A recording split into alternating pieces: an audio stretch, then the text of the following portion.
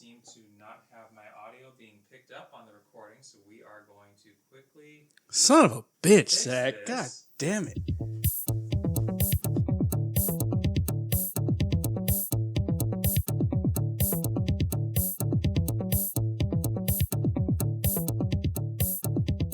Welcome back to the 7 Minutes podcast for a very special end-of-year episode, exactly as special as the end-of-year episode last year and the year before, where we go over our favorites of the year that we played and rank them and explain ourselves. Currently speaking is Zack, one of your four hosts, and going, let's say, counterclockwise, we have, introducing themselves. Hello, it's Angela. It's Angie. I'm here. I am Robert. Hello. Hello, it's Dom again. Welcome. Thank you. Thank you all. All right. You know, normally when we record, we start by going over what we had been playing since the last time we recorded. We are just so excited about these end-of-the-year festivities that we are going to jump straight in. Plus, we have a lot to say. I'm sure we do. Yeah. Got to give ourselves time. Can't rush it. Yeah, last year was like the Game Awards. Angie was like started playing the music to get us off stage as we were talking about. I don't remember that. Yeah. You're like, we're going to have to move it a little quicker. This is taking too long.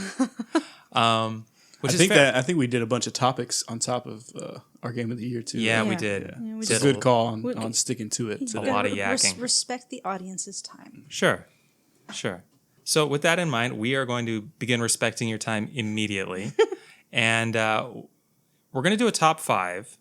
But before we get there, we're going to give some shout outs to some games that didn't quite make it.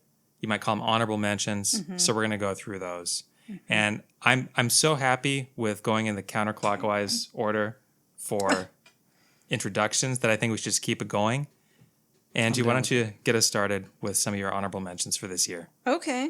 Well, as Zack said, just because it didn't make the top 5 doesn't mean that they're not good. It's just like they just barely didn't make the cut, so to speak. But they still did in the sense that I think they're still worth talking about. I played a lot of games this year. If you're not on Backlogged, I suggest jumping on to Backlogged.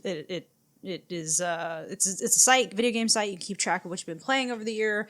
You can review things, find new games to play, etc., etc. It's a pretty cool gaming community online. And so throughout the year, I've actually been pretty diligent about tracking what games I've been playing, and I played more than I thought, actually. So it was kind of hard whittling things down, but I think that my honorable mentions I feel comfortable with. These are mentioned in no particular order. But starting with Pokemon Z through A. I raved about Pokemon Legends Z through A. I raved about Pokemon Legends Arceus when it came out, and how it really revitalized my love for the Pokemon games, because I've been a fan since the series came out. I'm that old. Looking straight at me when you said that. I just turned 35 on December 13th, so... Congratulations, you made it. Yeah, I made it. Yeah. But I've been around since Pokemon debuted in the U.S. Very, very formative series on me. So I have a lot of love for it. But I had kind of fallen out of love with the games for various reasons until Legends Arceus came out. And then I felt like it was a breath of fresh air for the series. So I was really excited when Z through A was announced, and I've been playing it. I haven't beat it. I've enjoyed what I've played so far. The reason why I didn't put it at, say, like number 5 or something is because I do feel like the first hour to 2 hours solidly of the game is still too handholdy. Nintendo and Game Freak have this obsession with hand-holding because their mentality is every generation is somebody's first generation.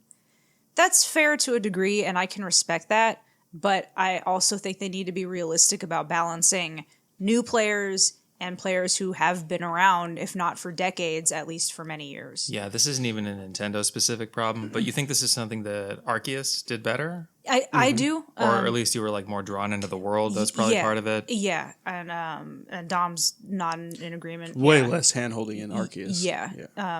I don't think I would have been as keen on Arceus. I don't think I would have been as positive on it if it had that much hand holding. But in this one, it takes forever to just feel like you can finally go exploring the city. And the city's huge. You want to go exploring. There are items and things to pick up and find like every few feet.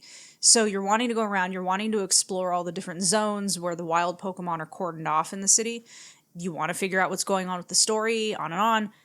But it's again, throwing you into, you have friends that you didn't ask for and you frankly don't want. And you have to be friends and you have to have your friend lead you by the nose through the city until we'll finally kind of put you on a short leash, but you have some freedom. How many times did you walk to go get an item or whatever, and it's like it turns you around? It happened a lot. Yes, Yeah. so there was one part And where it's like 3 hours, 4 hours in, and I feel like I'm know. still doing it. Yeah, I agree with you. It was like your friend and I had already done like one or two of the leveling up battles. To go from level Z to level Y to level X, and the girl was like, "Oh, hey, we're gonna go do whatever." And there was a ladder, like when you walk out of the hotel, there was a ladder to my left behind me that I wanted to go check out. I was like a foot away from the ladder and the game turns you around. It's like, no, you're supposed to go do whatever. And I almost feel like that was intentional, to get you to come back and want to explore. But it's like, okay, but when are you going to let me explore? So that is a huge drawback, in my opinion, for this game. Yeah, I can imagine that being really tedious. Especially to be turned around at the last second. Yeah, because it looked like it was going to let me approach. If like on the mini map it had been like blocked off or something, you would have been like, well, at least I know not to try and go that way. Yeah. So that's been frustrating. But I felt like I built, I found a lot of the Pokemon that I wanted to establish my core team pretty early on. I still haven't found a Charmander because I want Charizard to be my main fire type. But like I have a Houndoom, I have a Gyarados, I have Pikachu, I have a Pidgeotto right now who I'm aiming to make a Pidgeot, and on and on. So that has been cool. And then Totodile is one of my favorite Pokemon. I was disappointed that they didn't have all three of the Gold Silver starters, but I think it's because Cyndaquil was in Arceus. So, but still, because Cyndaquil was my starter in Gold and Silver. But I love Totodile, so that was fine. Anyway, that's been so like exploring the city, getting the cool outfits and stuff for your character, like the general conceit of the game, all of it I have enjoyed so far. It's just been that hand holding that really brought it down for me. But I do plan on finishing it. I do plan on continuing it, especially because I beat Arceus. So. Battling is actually really fun in that game. Yes, I really love the new battle system. Yeah. It's so cool. It is cool. So that has also been very cool to me. And I don't know when they changed this in the series. I don't think it was with this game. But the fact that HMs and TMs don't quite function the same anymore. Like you can use them however many times you want. HMs... because it used to be TMs were single use, HMs were multi-use. I think it's been like that for a couple iterations where TMs are unlimited. Yeah, TMs are unlimited, and I thought that was kind of weird because it's okay in the sense that like you can use it on other Pokemon, but I think that it kind of affects the strategy. Oh yeah, it's another angle on the whole handicap, hand holding thing. It's like you're making it a little too easy. But I agree with you. And plus, Hidden Machines, it was the point of the HMs was that it would open up new paths for you. So you can't get past here right now because you need HM1 cut. Yeah. You can't reach that area right now or cross this water because you need surf. You need fly. You need whatever. I think dig was one of them. Yeah, exactly. I think the hand holding, it's kind of been there for a minute too. Do you remember when they introduced where all your Pokemon get experience no matter what? Yes. Yeah. Yeah. So it's like, I remember like on the old school ones, it's like you had to switch them out if you wanted to, share the experience or Yep. whatever. And then I remember they introduced the hold item, the experience yeah. share or whatever, where it Yep. was just like one Pokemon on your bench could get it. Yes. But like, those things, and now it's like everybody gets like the same experience, it feels like, you know what I mean? So Yeah, and that's been frustrating. The hand holding has been around for so long that I remember that's what turned me off from Sun and Moon. I had tried playing Moon, and I didn't even get past basically the tutorial because it just went on for so long, and I was like, I don't care about this kid and these friends and whatever. So yeah, Pokemon Legends Z3A is a good step back in the right direction. It's also taken a couple steps back. Okay. And then Clair Obscur Expedition 33. I get the feeling all of us are probably going to talk about this today to some degree. I've played it the least of everyone at the table. I've also accepted that probably eventually, even maybe in this discussion, some spoilers will be spoiled for me, and that's fine. I mean, I've had a ample opportunity to finish it, and I haven't, so that's on me. So everyone should just feel free to talk about what they want to talk about today. That's okay. All right. But I started it back in May, I think is what Backlogged told me. I wasn't as positive about it at first as everyone else was, only because I just didn't really click with any of the characters initially. But then the more and more I played it, I was just really, really impressed with what that team did. The combat was so fun. It's the timing, the different things that each character can do, the abilities of the characters. The game looks amazing. I just, I'm really glad that now, months later, the Game Awards gave it so many accolades and gave it so many awards because it really deserves it. And I really do hope that it sent the message that it should have sent to the industry, that this is what this is what gaming was. This is what gaming is when it just embraces what players want to play as and what players love. And I just think that even for that alone, it would have gotten a mention from me. But what I've played of that game, I rapidly warmed to it. And it really changed my mind on it. Because I had no interest in playing it at all initially. Then, everybody here was talking about it. I was like, well, I'll give it a shot. And then again, I was just like, this is okay. And then I just kept playing it. And I was like, this is an amazing game. It really is a testament to what happens when people who love games come together to create another game that they want to love. It is a passion project, and I have a lot of respect for it.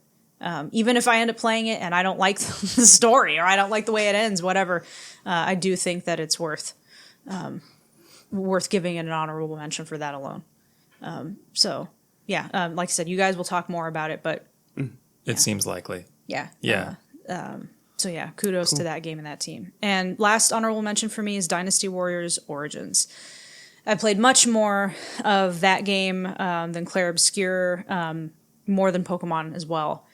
And I didn't beat that one, but what I played, and there are a lot of hours under my belt in that game, I just loved it. And I talked about this at the time earlier in the year when I think it was in January is when I played it.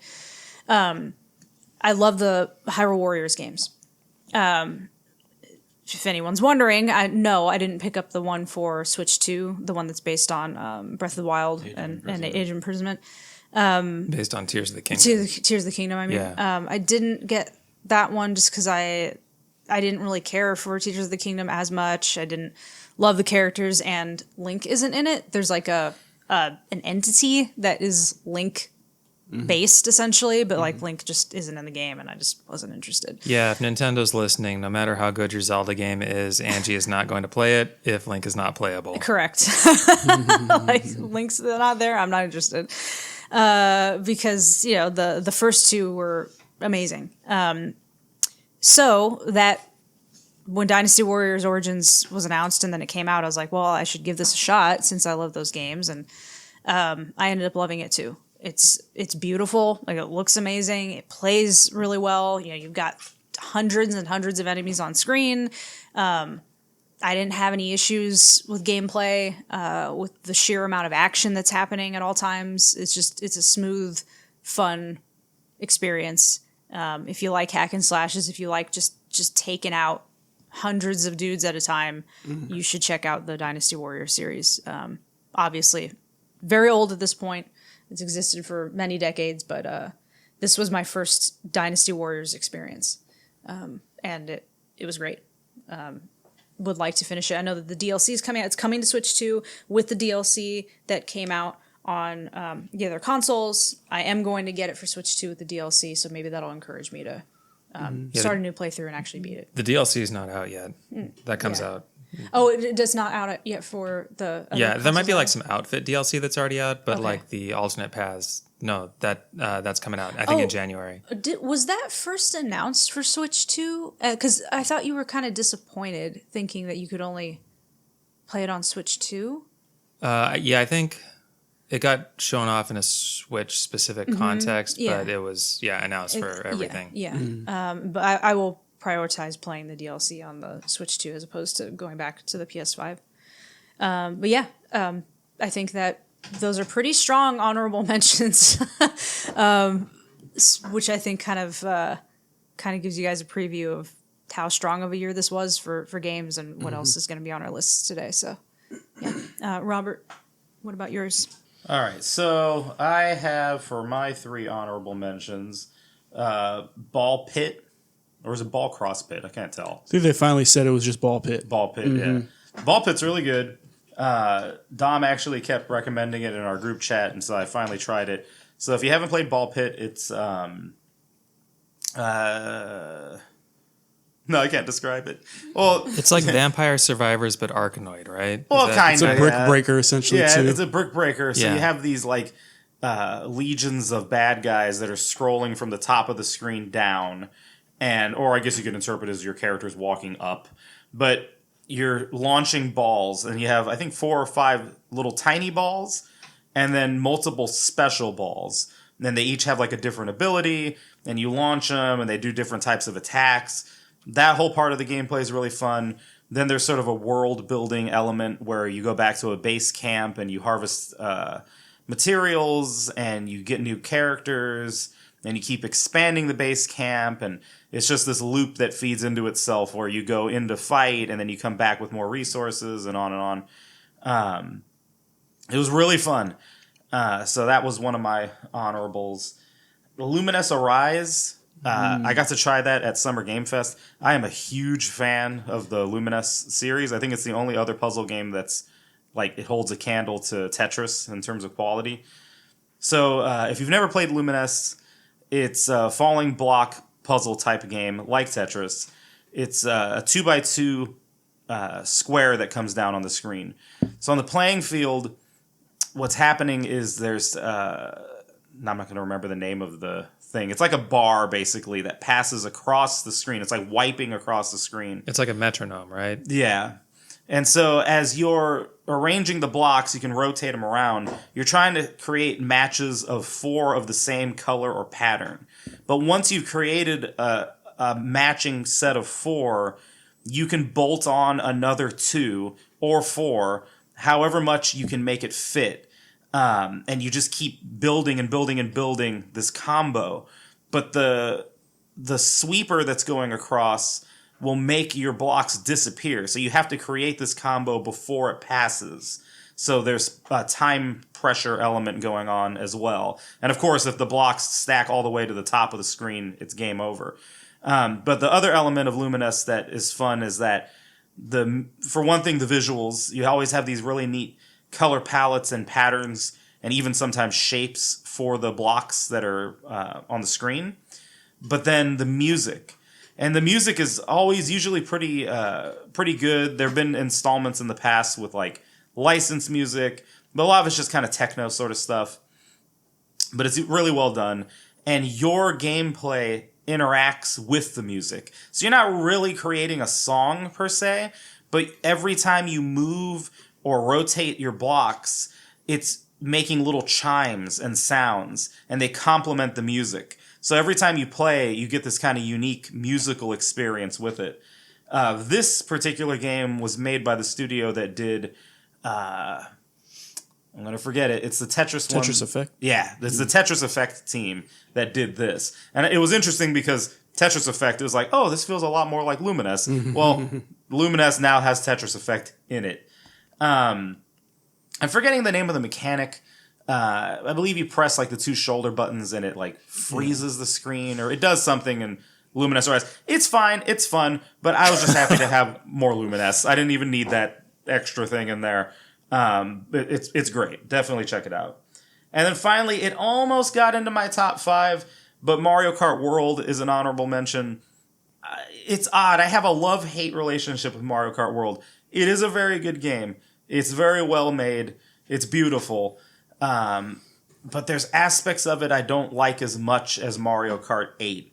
And I'm still trying to figure out what that is as time has gone by.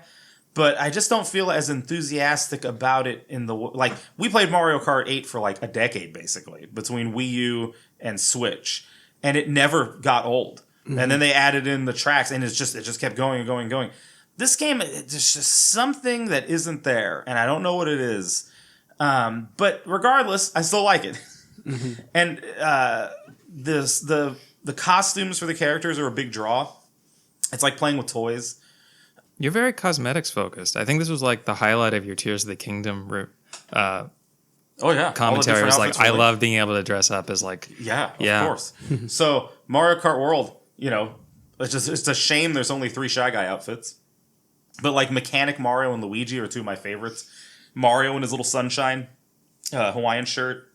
It's just super cool. I do wish that you could customize the karts like in 8, even if it was just cosmetic. It's like, okay, you don't want to deal with all the gameplay stuff. Who cares? Just let me pick different colors and wheels and whatever. But still, awesome. The open world is neat. I didn't think I'd enjoy the open world, but it actually works really well. And it's funny because if you play the Mario Kart games, you get so many different tracks and environments and so on that are there.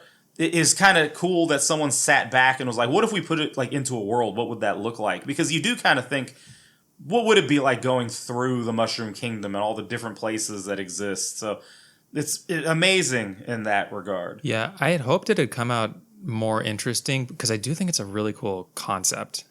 Yeah, and the kind of parkour elements of wall riding and jumping is also kind of fun and well done. So it gets an honorable mention, but doesn't quite make it into my top 5. Cool. Thanks. Nice. Dom. Yep. So with my honorables, I also have Ball Pit on there. This was definitely one of my favorite games of the year.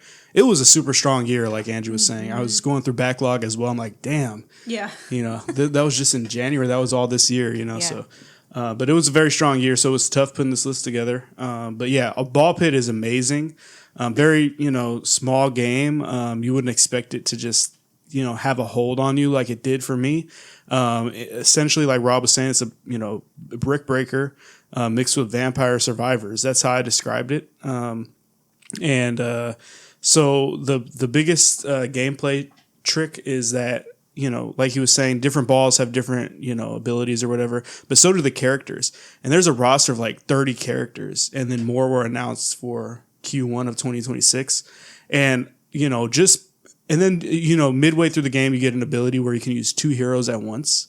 And then they combine their abilities with all the balls' abilities. Okay. And then on top of that, the balls combine with each other to create like super balls, and they have like multiple effects.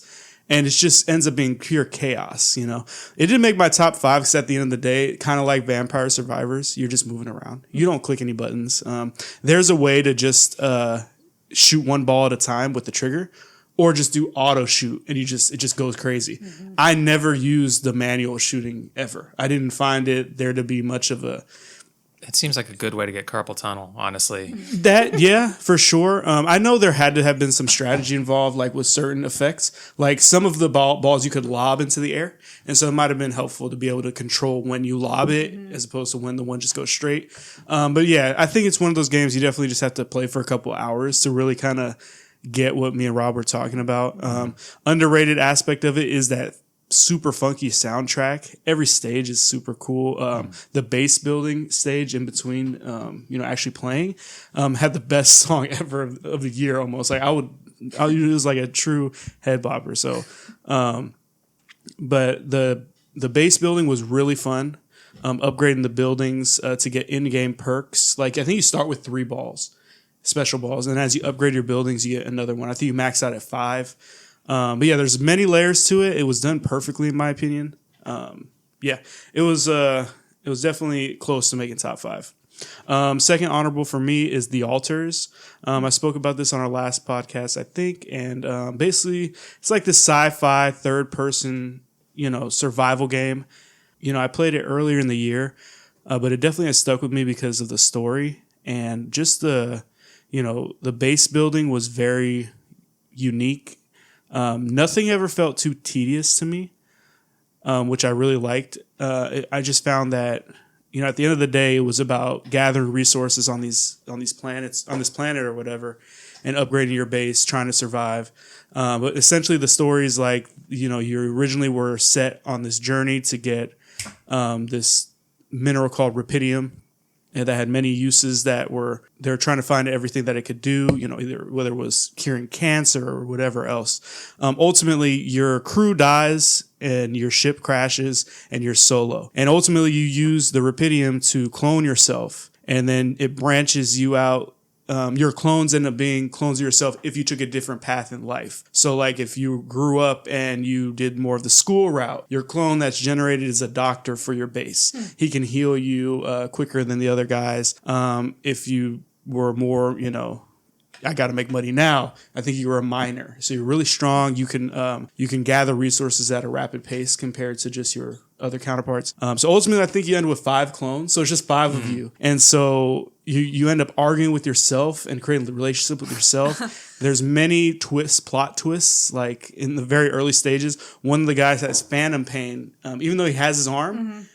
In another timeline, his arm got blown off. So you got one guy with no arm and one guy with his arm. And he's like, it hurts too much. He ends up sawing his arm off on the base. And that creates like a whole like blockade for your, survival. I mean, you got to get your ship moving is basically, or else the sun will kill you.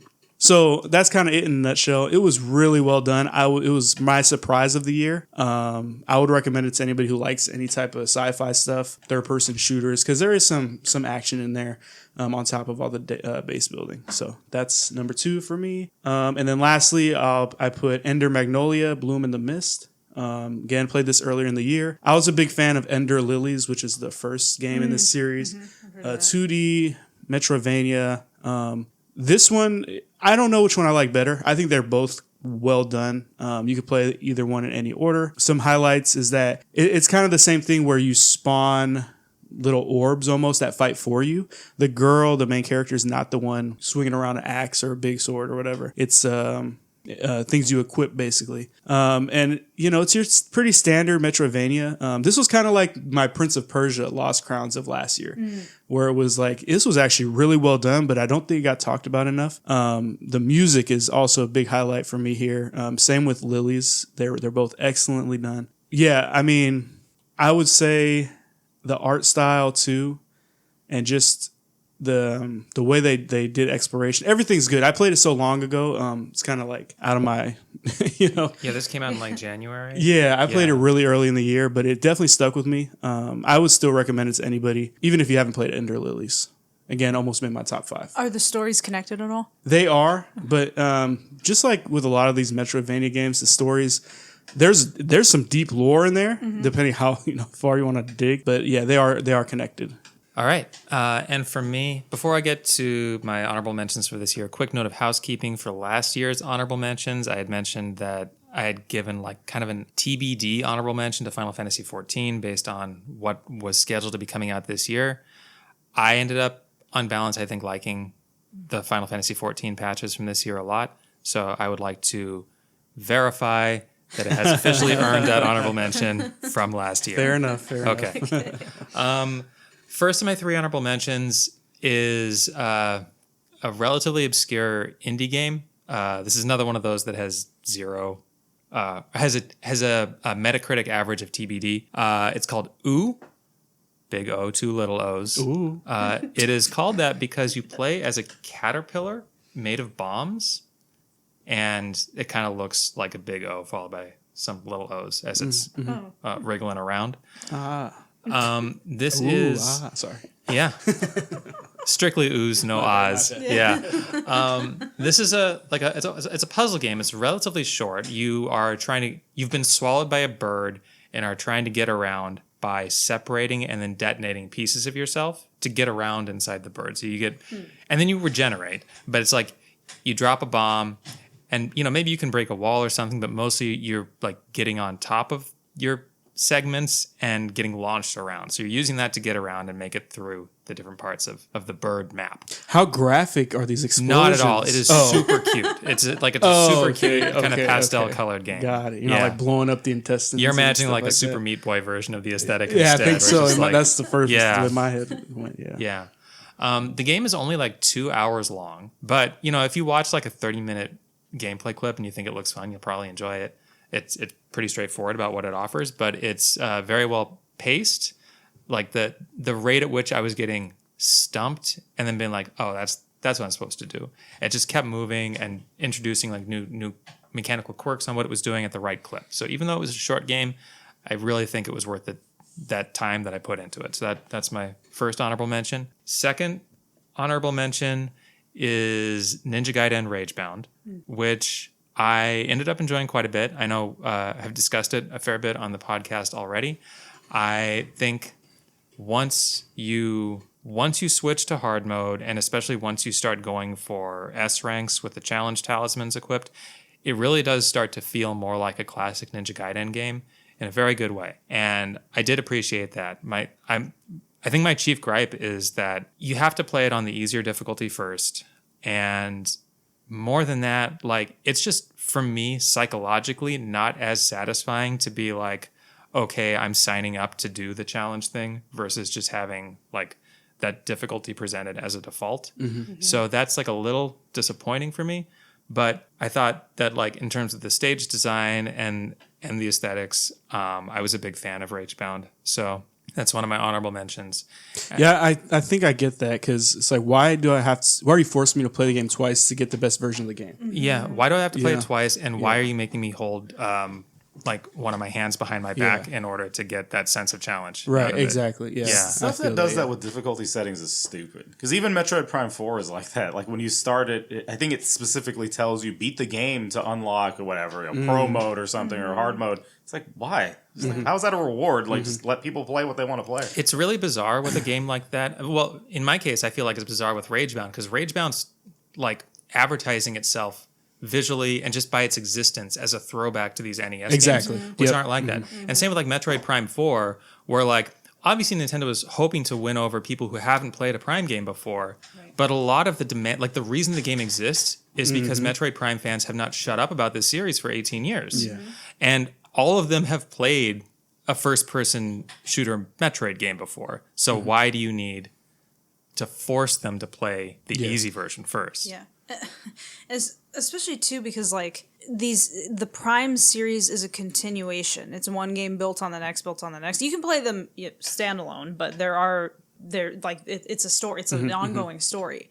So the assumption that you're starting with 4 as opposed to like starting with Prime is a strange one. Especially because Prime just got remastered. Yes. 1 or 2 years ago. Yeah. Right? Yeah. So, holding your hand, or like you said, having one hand tied behind your back, it doesn't make sense, especially for that series. Like, we just talked about it with Pokemon and what the rationale is behind doing it for Pokemon. I don't understand it with Metroid. Yeah. Or Ninja Gaiden. Yeah, or Ninja Gaiden. Yeah, if Ninja Gaiden had been hard mode out of the box, and if the ranking system had been built in a more compelling way, I think it could have made it onto my top 5. It didn't, so there you go. Yeah. And the last of my honorable mentions is another obscure indie game with a Metacritic rating of TBD. This is Lilac Zero, which is one that passed me by from earlier in the year. I was just, in November, I was deliberately like going to like sweep back through what had come out this year to see if there was anything I'd missed that I'd want to make sure to visit. This came out in like April or something. It is I guess it did not make much of a splash at all, but it is a shmup, like a space shooter that is taking after Zero Ranger aesthetically, and as its main gimmick, you're instead of a ship, like a spaceship flying around, you're like a little samurai themed mech, and you have a sword. And in a lot of these shmups, you will have your shot button. You often like a narrow focus shot and then a wide shot also. But you usually also have like a bomb or some other kind of like emergency button that has some defensive utility and also does heavy damage, but is limited in some way.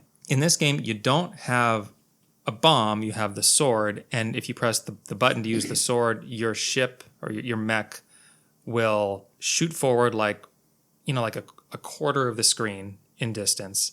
And it's doing like that classic samurai quick draw thing where like, that anime thing where like whatever is behind it just like blows up in ribbons of blood, right? So it's like that kind of dynamic. So it recharges pretty quickly compared to most bombing mechanics, but it's risky because you need to be precise with how you're aiming it, and you need to make sure that you land in empty space or you're just going to die when you get to the other side. You're invincible while you're doing the dash. You do a lot of damage to whatever's there, so you can get through bullets that would otherwise kill you, but you got to make sure you're landing in a safe spot. So there's like a trickiness there that I appreciate, but I actually I got 2 shmups as a result of going through this, back through the year and seeing what I'd missed. And this is not the one that grabbed me as much. I think it's good, but there's another one that's actually going to make it onto my top 5. So I didn't fully. I still haven't beaten Lilac Zero even on normal mode. It's surprisingly difficult, actually. Is it? I mean, you haven't beat it, but from what you know, is it short? Kind of like what's the one? The Blade Zero? Is it Zero Blade or Zero Ranger? No, the one, your game of the year. Devil Blade Reboot. Devil Blade, because that's a short. Yeah, they're all, honestly, shmups tend to be pretty short because they are so intense. Like, you just can't play a game for a 3-hour session without having your eyes bleed. Yeah, right. I feel that. Okay. Just curious things. Yeah, so most of them are like maybe 20 to 30 minutes for like one. Like, once you're not like dying all the time, maybe 20 or 30 minutes to get through the game. And some of these games also have like a second loop. So they end up still being under an hour, even if you're going through the game on like the regular and then augmented difficulty right after that. Yeah. So these are, meant to be, you learn to beat them at all, then learn to beat them without dying, having to restart, and then learn to get the high score while you're surviving. So there's like these layers as you keep revisiting the game. But yeah, I do think it's really solid from what I played so far. I think I owe it more playtime, but I just, I didn't find out about it until November when I was juggling Ooh and some other games at the same time. So there you go. That's my honorable mentions. Oh, before we go, you should play Sectori. I've heard good things about that. Yeah. I've never really gotten into the kind of like twin stick style shooters, but I've heard enough people like vouching for Sectori that I think I probably should take a look. Yeah, give it a go. If you and Rob, like if we like the Stardust series. Yeah, it's like that. Oh yeah, you were telling me about it. Yeah. Yeah. Sorry, my Sectori plug. Okay. No, it's quite welcome. That brings us to the actual top 5 for everyone. So starting with number 5, and specifically starting with Angie. Oh my. Okay. Number 5 for me was it actually came out as part of a 2-pack, but Yakuza Kiwami 2. Played this on Switch 2. I had played Yakuza Kiwami last December, I think is when I played that. So I didn't replay Kiwami again as part of the 2-pack. I just focused on 2. Keeping the story succinct, following the events of Kiwami, which I won't talk about because someone at this table is making his way through the series. Kiryu is now essentially the legal guardian of Haruka, and he's trying to restart his life post Tojo clan, and as usual, he ends up getting dragged back into it because of a series of events that occurs. He is now being basically babysat and watched by a cop from Osaka. She earns the nickname Yakuza Huntress because she specifically focuses on and has a deep hatred for the Yakuza. which is tied to some personal things in her life that she's experienced. For some reason, I'm forgetting her name. Do you remember her name again? Kaoru? Yeah. Sayama, yeah. Sayama and Kiryu develop a friendship, which then grows throughout the events of the game. The main antagonist is Ryuji. Ryuji considers himself the one true dragon and wants to unseat Kiryu as the one true dragon, the dragon of Dojima. He hates being called the dragon of Kansai because to him it's basically like there is no dragon of this region or that region. There's only one, and I am the one. Yeah, he doesn't want to be regional champion. He wants to be national champion. Yeah, and all of this is set against a conflict, another internal conflict among the different, the Omi and the Tojo. So it's a good story. The reason it didn't rank higher is because, one, if you never play Yakuza 2 or Kiwami 2, it really doesn't impact anything. Even the things that end up happening at the end of the game, one significant thing for Kiryu is undone by the start of the next game. So it's a little lame, especially because the ending of the game focuses so much on this thing that happens, and it actually you see it building up throughout the entirety of Yakuza 2, Kiwami 2. It's just really strange to then have it just kind of undone by the next game. The original Yakuza 2 is a fan favorite. I've never played it, so I feel the same as you, where it kind of feels like it doesn't have that much of a connection to the main story, but I also have always wondered whether I would feel differently about it, at least as a standalone story, if I'd played the original.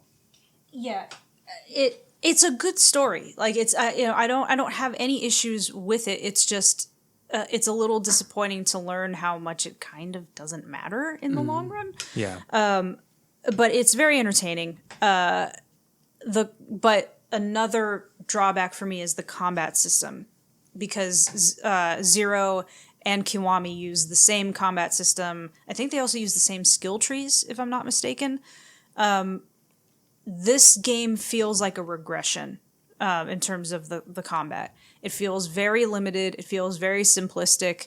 The skill tree is not even a tree. It's really just unlocking the next level of health, defense, etc., attack power. And it's so slow. It's such a slow progression. The progression feels very, very incremental to the point of feeling almost like a slog.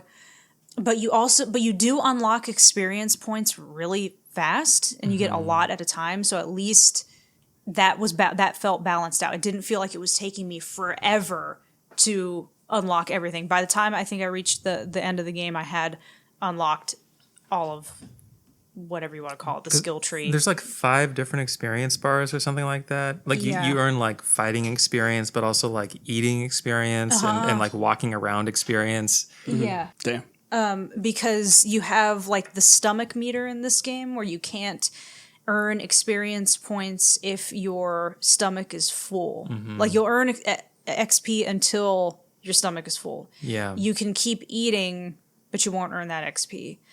So there's different mechanics that are not present in 0 and 1 that are present in 2. I don't really feel like they were all great changes. That being said, there is still a lot to enjoy. I mean, it still continues on with the zaniness and the weirdness of the Yakuza series, particularly with the side quests. And because it's Kiwami 2, they incorporated a lot of callbacks to 0, which is nice, and some of it works, some of it doesn't. Because in this game, the story takes place in both Tokyo and Osaka. You're both in Kamurocho and Sotenbori. So they took advantage of that and was like, well, because of Majima's side of the story in Sotenbori, we'll pull some of that into this game. Like you get the Obitarian again, and she's one of like the best characters in the series. So it's great seeing her hitting on and thirsty for Kiryu. Like she was for Majima in 1988. And she actually mentions Majima a couple of times. Like she says something about like, because you have to save her, like Majima saves her, and she's like, there was something about like this hot piece with an eye patch that saved me in 1988. Is she a hostess again in Yes. Kiwami too? Yeah, she's okay. so in Zero, you save her. She becomes, and she's like top. She's one of your top hostesses. I always had her on in my club. She's in gold, Zero. but she's like the best gold. She's the best. I don't know if she's the best gold because Miss Isobe Isobe is yeah. also. Those were the two golds that I always had. But she's the best talker, which is why she's even at the club, because she's not there for her looks. So it was great seeing her come back. And then you get the Majima saga that they added into Kiwami 2, which is about 3 hours worth of content. It's 3 chapters, and it explains Majima's actions prior to the start of 2, and you come to understand why he's no longer part of the Tojo clan and why he has started Majima Construction. It's a very interesting side story. You also get the much anticipated, highly demanded reunion with Makoto, and again, I won't say anything beyond that. Depending on what you want from that, you'll either be happy or not happy. And then I'm not complaining about more Majima content. So, but it's well worth playing through. Yeah. But the thing that I didn't really care for was they tried to ham fist and force the Cabaret Club again, which seems like that would be a good thing because the Cabaret Club is so fun. Everybody loves the Cabaret Club. It's one of the best things about Zero. But the thing about Cabaret Club and Real Estate Royale is that they're both tied to character aspects of Kiryu and Majima. So Kiryu is like the everyman, salt of the earth kind of guy. Like, he's a people person. He cares very much about Kamurocho. And so he wants to use the money that you earn through Real Estate Royale to improve Kamurocho. So that's why he gets the real estate minigame. Majima's the Lord of the Night, and he's smooth and he's suave, and all the women that he works with fall head over heels in love with him. So it makes sense that he would then own this Cabaret Club and go into it on his own and be successful with it, and on and on. But some of the actions, like some of the mini cutscenes you see during the game, they're all built around his personality and his ability to do this. Kiryu is not that guy. And so when you start the Cabaret Club, he's super awkward. There is a return of a character from Zero. There's she's an integral part of it this time. So you're supposed to kind of get the feels like, oh, that person's back this time. But I really didn't need to see that person return again. So that felt just kind of forced. And then like Kiryu's like, I've never done this before, because she ropes him into becoming like the Cabaret Club manager. He's like, I've never done this before. I don't know what I'm doing. I'm really awkward. I'm unsure. And she's like, don't worry about it. Like, just help us out. It's okay. You'll learn the ropes on the job. And then your very first go around doing it, they just use the same cutscene intro of where Majima bows, all the hostesses on staff bow, they say "Irashaimase" and welcome you in. But he's like awkward. Kiryu's awkward. He's got like his hands at his side. He like bows like kind of weird. But then when you bring the premium hostesses stuff, they use the same cutscene of Majima coming in super smooth, and he bows and he kneels and he puts the thing down. He walks away and does like a thumbs up over his shoulder. I'm like, well, why? It doesn't make sense. It's just like everything about it doesn't match Kiryu's personality. Kiryu opens up the club super awkward and stiff, but then all of a sudden on the shift, he's now Mr. Suave confident. It's just, I understand why they brought it back. It just doesn't work in context for me, and I didn't do it at all. I didn't engage with it at all. I was just like, I did the one mandatory thing you have to do with that and never went back to it. Yeah. And it was disappointing because I loved it so much in Zero, but part of why I loved it so much in Zero is because everything about it worked, and it works so well with Majima and his character. So I don't feel like that content was needed. Yeah. But the other major mini game instead of Real Estate Royale is the construction. And so the Majima Construction, like RTS tower defense game, is awesome. I did not expect to like it because that's not my type of genre usually. I loved it. It was super fun. I put hours into that, which put hours overall into my playthrough. Just overall, it's not the strongest entry in the Yakuza series, but it is a fun game, and it is a good story that I suggest playing, even if it doesn't have really. There's only one story element where if you don't play it and you jump from 1 to 3, you'd be like, oh, how did that happen? Or like, how did that person get into the position that they're in? Yeah. And you could just Wikipedia it and it would be fine. You wouldn't miss anything. Yeah.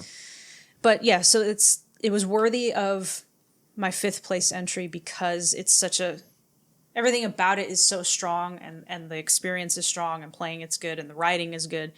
But as a Yakuza game, it's definitely a little mid. Yeah, an under par Yakuza is still not necessarily a bad time. And definitely better than a lot of other games. So, yeah.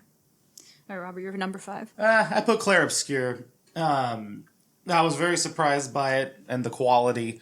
It's interesting. I don't know if it's because it's turn-based or not, but I just remember playing it and thinking, there's certain games that people will talk about, for decades, right? Like, oh, I played Chrono Trigger. I played this, I played that. Those types of, especially these RPGs that just kind of go down in history as beloved. And when I was playing this one, I was like, this feels like one of those games. There's just something about it. The characters are all really well written. The world is interesting. You're immediately just kind of hooked and fascinated by what's happening, how everyone got to where they are. Just so captivating from that perspective.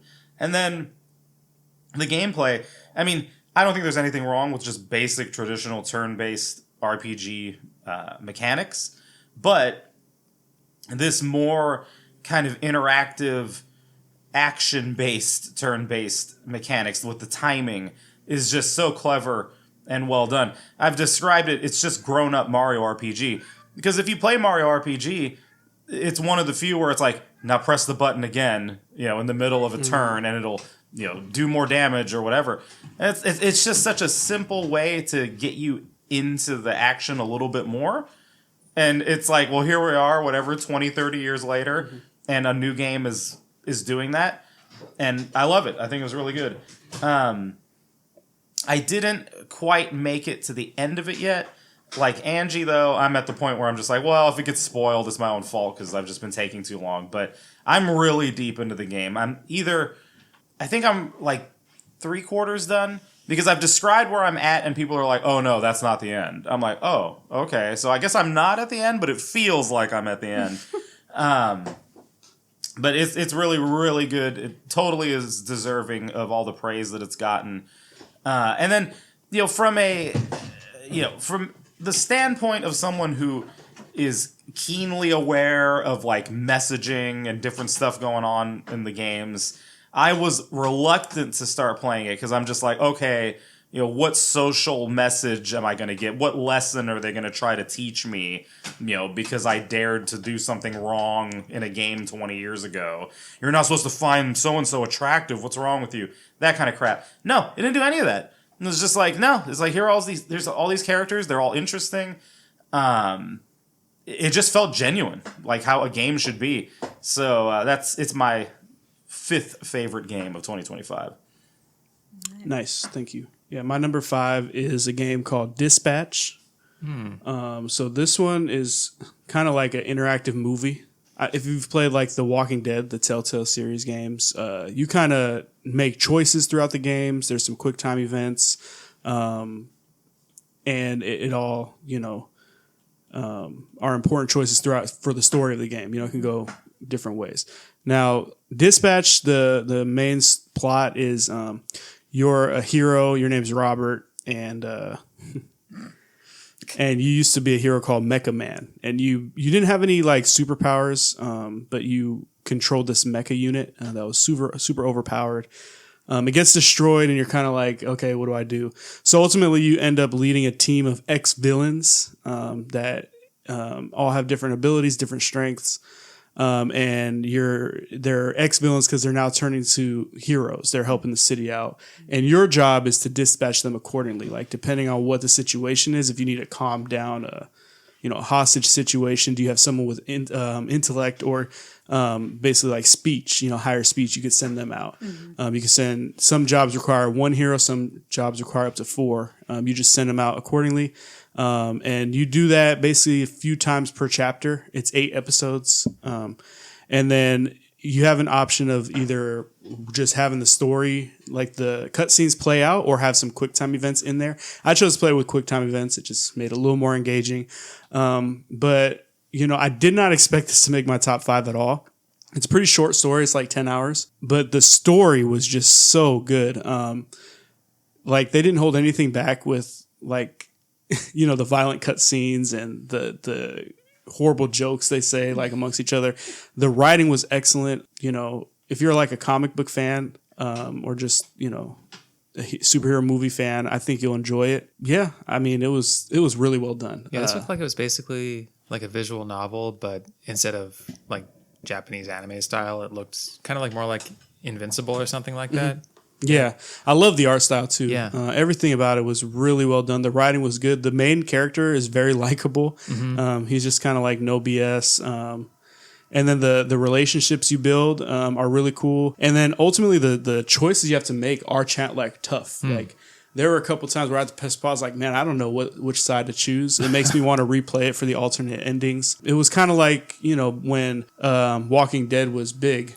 When it came out. I mean, it's just like a classic. So I felt that from this game. Again, it was unexpected, like, completely to put like you said, like a graphic novel-ish game in the top 5, but I think it's well deserving. One other aspect of the gameplay is, aside from sending your heroes out, you have the ability to hack because you are sort of like at base while they're out in the field. And so like if something goes wrong and you need to be able to see what's going on the inside, you can hack into the cameras. And then that presents like a mini game where you have to, it's basically like a puzzle where you have to go through and you're just hacking systems to help your team out. And then it ranges from low skill to high skill at the end, where they got pretty challenging. I never, you have 3 attempts. I never used all 3, but I got close. And so it definitely pushed me. Really great game. Yeah, I would highly recommend it. Cool. All right. And my number 5 is kind of another obscure indie.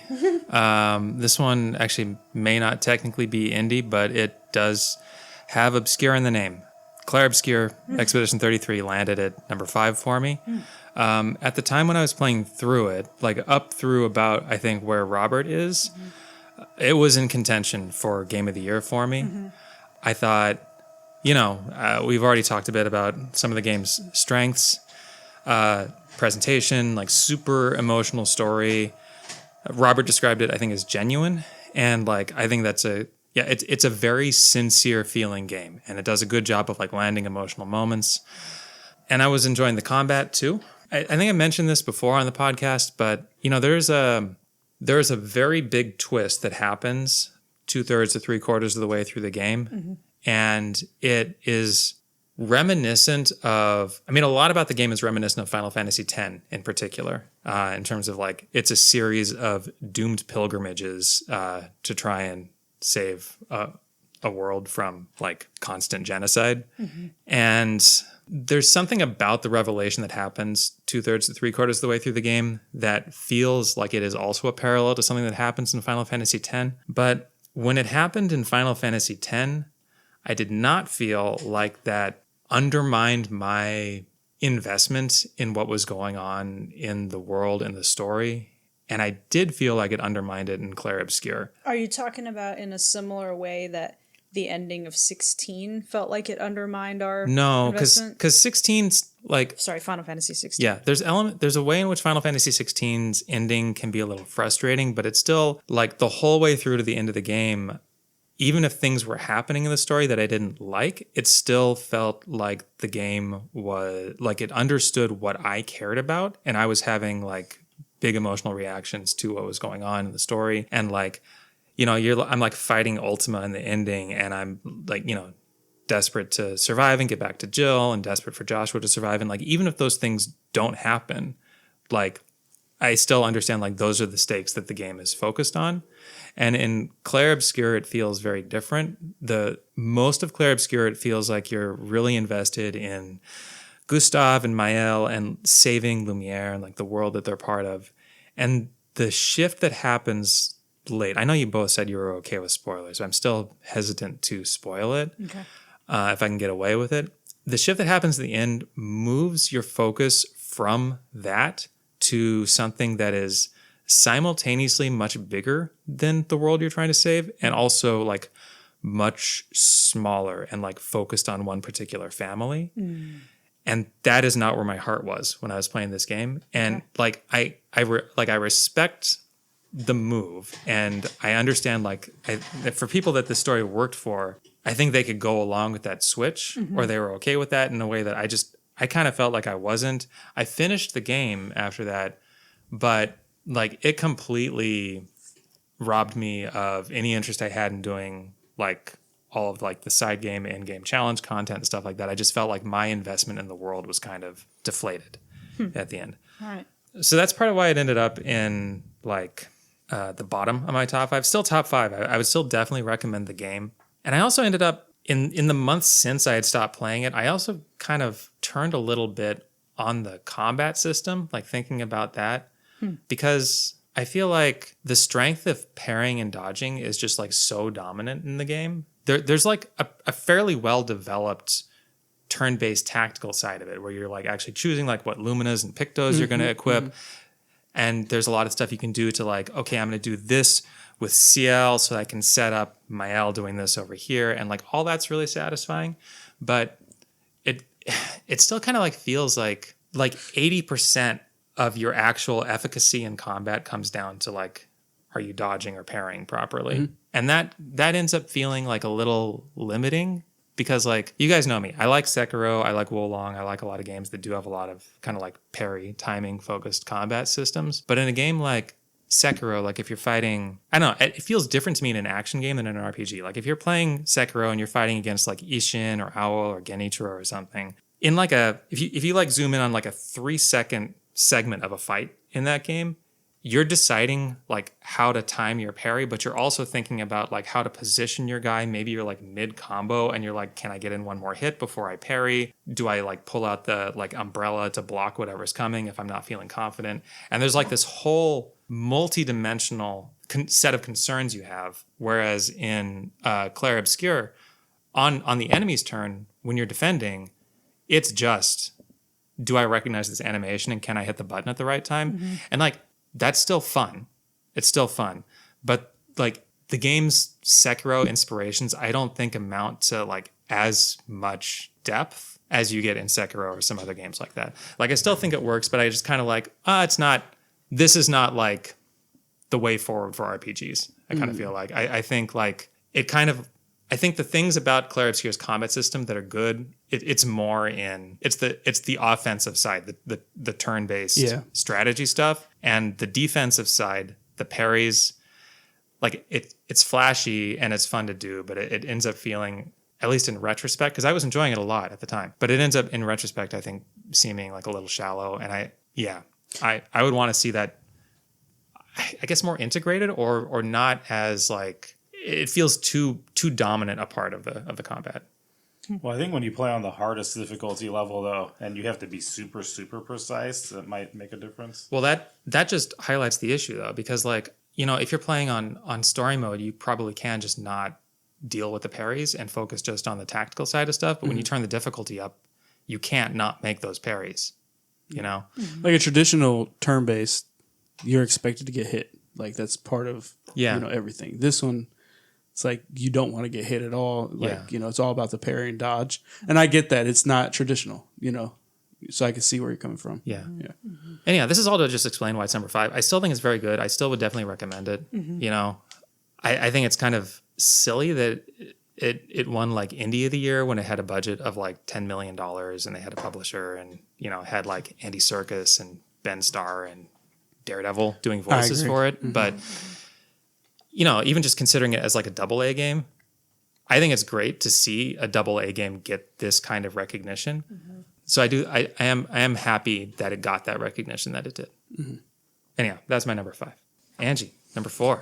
4 for me was Shinobi: Art of Vengeance. I had never played another Shinobi game prior to this one, so this was my intro to the franchise. And I think I played it after you, Zach, and I know that you were. I don't know if lukewarm is the best way to put it. Maybe. I think that's fair. Yeah. Yeah. So I wasn't. I never really let that affect my expectations, but I was curious how I was going to receive it compared to you, and I absolutely loved it. I can admit, when I talked about this, I think when I discussed it the last time I brought it up, it is on the easy side. Like it's weird. It's easy, but then there are things where like the difficulty spikes. Like we talked about this, like the 3. I can't remember what they're called right now, but the 3 points in each level. The elite squads? Yeah, the 3 elite squads. Yeah. Some of those could be really hard. Like you finished the game, right? Yeah. Did you do, I don't know if it was mandatory. There's a side room in one of the last levels where there's like this moving platform or series of moving platforms that are passing through a bunch of like buzzsaws and fire and things like that. No, I didn't. I tried so many times and I couldn't do it. And then I was like, is this just me? Like, am I just kind of shitty at this? But then I was like, well, I better give myself some credit. I beat the game. And I definitely did. For most of the stages, I beat like the 3 elite squads. And so I'm like, no, I don't think it's just me. And then I looked on YouTube for a tutorial for that one. And the comments were just nothing but people just saying like, this was ridiculous. Like, yes, there have been difficulty spikes in the game, but this is like the ultimate spike.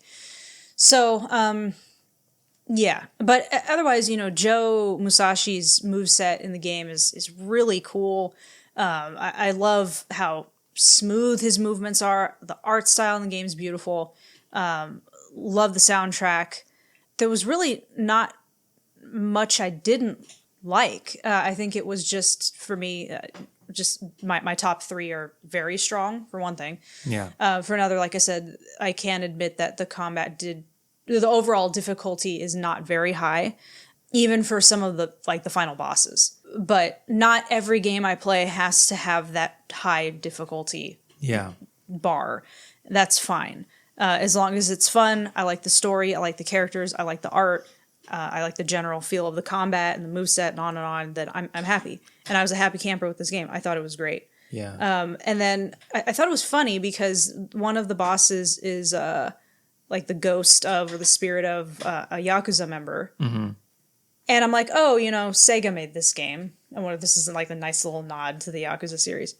And now there's DLC coming out with, I think it's like 3 characters that are introduced as bosses that are coming out early next year. Death Adder from Golden Axe, and I think Robotnik. Mm-hmm. And I don't remember who the third one is. Majima. Oh, okay. So when I saw Majima, I was like, okay. Like, I wonder, maybe I was onto something when I was, noticing the little nod to the Yakuza series with that boss. And I'm looking forward to that. I'm very much looking forward to fighting Majima and seeing how they incorporate him as a boss. Well, he's probably going to twirl around holding 2 daggers. Or at least 1 dagger. Oh, is he just spin with the 1? He just has the demon fire dagger. Yeah, okay. Die. What? I said die. Yeah. So, yeah, I mean, there's really, like I said, just the fact that it's at 4 is just because my top 3 are so strong this time around. But it's a great game. Highly recommend you play it. It was a great game. Yeah, I loved everything about it. I mean, there's like one character whose fate really pissed me off, but it's okay. It's all right. I still love the game. Zach, I don't want to spoil. I should wait. Did you play Shinobi, Robert? Okay, yeah, so I don't want to say anything. What? One faithful companion. Mm-hmm. I'll just leave it at that. Okay. But yeah, great game. Robert, you're number 4. Okay. My 4th favorite game was Metroid Prime 4 Beyond. Switch 2 edition. It's an interesting game. It's very well made. It's pretty. some really great art design for certain things. And then in other ways, it just frustrates me.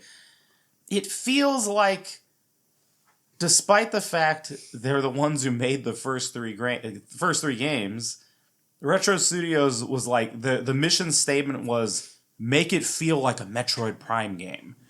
So it's almost like it's imitating itself in certain ways. It's like, you have these really good names for the environments, like Ice Belt, Fury Green, Volt Forge. It's like, oh, that sounds really cool. And then you get there and it's like just kind of a jungle. And it's a really pretty jungle, but there's nothing about it that's like super distinct or stands out in your mind, particularly in the way that the environments in the other games did. You know, it's like if you play the first Metroid Prime, you're on Talon 4, and your intro is that kind of lush jungle area that you're in where it's raining. Like, you're never going to really recreate that. So it's stupid if that was the goal. Was like, well, you know, try to make it feel like Prime. You know, the first Prime where you had those environments. It's like, yeah, but I already went through those. And then you re-release the first Prime. So I'm like, you know, you're trying to capture that lightning again. It just doesn't really make any sense to do it. If you're going to give me something as cool sounding as Fury Green, do something to make it a little more, you know, unique. I was really surprised. Not that I've really been that invested in any of the Prime games, but like finding out that Metroid Prime 4's zones are like, we have fire level, ice level, lightning level, green level. I'm like, okay, that's not really that exciting, is it? Yeah, and you know, it's frustrating because I understand there's that chunk of the fandom that wants no speaking, dead silence, not even a map. You know, you have to remember everything. Like, I get that chunk. I'm not in that chunk. I don't care. You know, I appreciate the solitude, and it will be something I talk about in a moment. But when you get to Metroid Prime 3, I legitimately struggle with if I think 3 is the superior game to 1. A lot of people just default to, oh, Metroid Prime is the best. I'm like, no, 3 is really good. And 3 does these creative things with the structure of Metroid Prime. So traversal, right? In the first 2 games, you can't do anything with the gunship. You can just get in it to save and replenish your missiles, whatever. Your health gets filled. In 3, you can pilot it. Now, you can't run around shooting stuff like you're in a Star Fox game, but you actually use it to traverse the giant chunks of the map that you can go to. So it's almost like having an open world, but you're just kind of limited by, you know, you can go here and there with the ship. It makes the ship an active part of the game. And then there's installations that you can destroy with it and on and on. All of that was really cool. You get to 4, and it's like, oh, well, we're not going to let you pilot the gunship like that anymore. Instead, here's a motorcycle. With this, again, just this stupid name. I'm like, who thought Viola was like a good name for this bike? And like, the way it's spelled, I'm just like, it's embarrassing. I'm just like, this is bizarre, you know? But is there an in-universe explanation for why it's named that? No, that's just the name it has, you know? Like Harley Davidson, this is the Viola bike. I'm like, okay. So it wouldn't have been that. And I'm not saying it's terrible. It feels satisfying to be on the bike. But when I saw the trailer and it was that empty desert, I was like, oh shit, so that's what it's going to be. That's the overworld, is the big empty desert. And it is. And there's like nothing in it. That was my fear. I think I said it on the last podcast. And so you're rolling around in this giant desert, and I'm just like, you know what was the more elegant solution? What you did in 2007, which was, well, we can't really give you a giant open world because it's a Wii, right? It's a limited capabilities. So you compensate for that with, well, here's the gunship, and the gunship's taking you all over the place, this whole planet, this whole galaxy, whatever. Here, it's like, see, you can traverse miles and miles and miles with the bike doing what? Talking to Miles. Well, we'll get to him in a minute. Just going around on the sand doing nothing. So why do you think they did it? Because, like, no one likes the desert. No one likes picking up the green crystals, right? So, like, but they decided to put this in the game. Why? I am only going to guess that because this game seems to have been in a bit of development hell, that they might have had bigger plans for that desert and that open world traversal, and they either had to cut it or just had to just be like, we can't even do it. But even then, like, why not desert. have just like a series of teleporters? Well, Right? see, and that's essentially what the gunship was, right? And 3 was like a teleporter. I think the issue is that there's this obsession in the industry, particularly in the AAA side of things, where it's just like open world is the thing. You have to have an open world. If there's no open world, the players aren't going to be interested. Yeah. And it's a bullshit thing. I don't know where they get this nonsense that they talk about and they do. But like that's how so many games are. Oh, it's open world. It's like, yeah, I don't need an open world for everything. And when you're going to give me the open world that's like this, where it's funny, it's like it's the worst of what you could talk about with an open world. Like I complain about the open world in Twilight Princess, right? Where I'm like, it's this giant open place and there's like nothing to do. No. This is legitimately my complaint about Twilight Princess is it's just this big sandy desert that's just a go from here to do stuff. It's like just why? Anyway. Can I get you to grab about, because I saw some people who were speaking up for Metroid Prime 4 saying like, well, this is just like Hyrule Field from Ocarina of Time. No, it's not. And see, that's the other problem, right? I've talked about this before. I don't know if on this podcast or not, but with the open field in Ocarina of Hyrule Field, right? If you think about that field, is there a lot to do on it? Not necessarily. It's also pretty small. So you, in your head, you're supposed to, I mean, I interpret it this way. You're supposed to be imagining it's bigger than it is, that it's enormous and that you're traversing through it to get to, from Kokiri Forest to Hyrule Castle. Well, with Metroid Prime 4, it's legitimately huge. Yeah. So it's like you're actually making me go through this giant area and there's nothing on it. And it doesn't feel very rewarding to seek out the crystals, to crash into them. Every once in a while, an enemy pops up that you shoot at. They don't even explain what the enemy is. It's just some thing that comes out of the desert that you have to shoot down sometimes. That is the weakest part of the game in my head, is that. But when you're actually in the areas, like I said, they look nice. They're really well designed. It's interesting going through them. But fucking Miles, whatever his name is, Miles McKenzie. If you could kill him, I'll give you another $70 in DLC. Just that option is worth it. I cannot stand him, and he's so emblematic of Nintendo hand holding, but also just modern day crappy writing. Talking about Clair Obscur. And, Zack was saying, the sincerity aspect, which I mentioned, right? You have to let stuff land in storytelling. I don't need a Marvel joke every time something serious happens.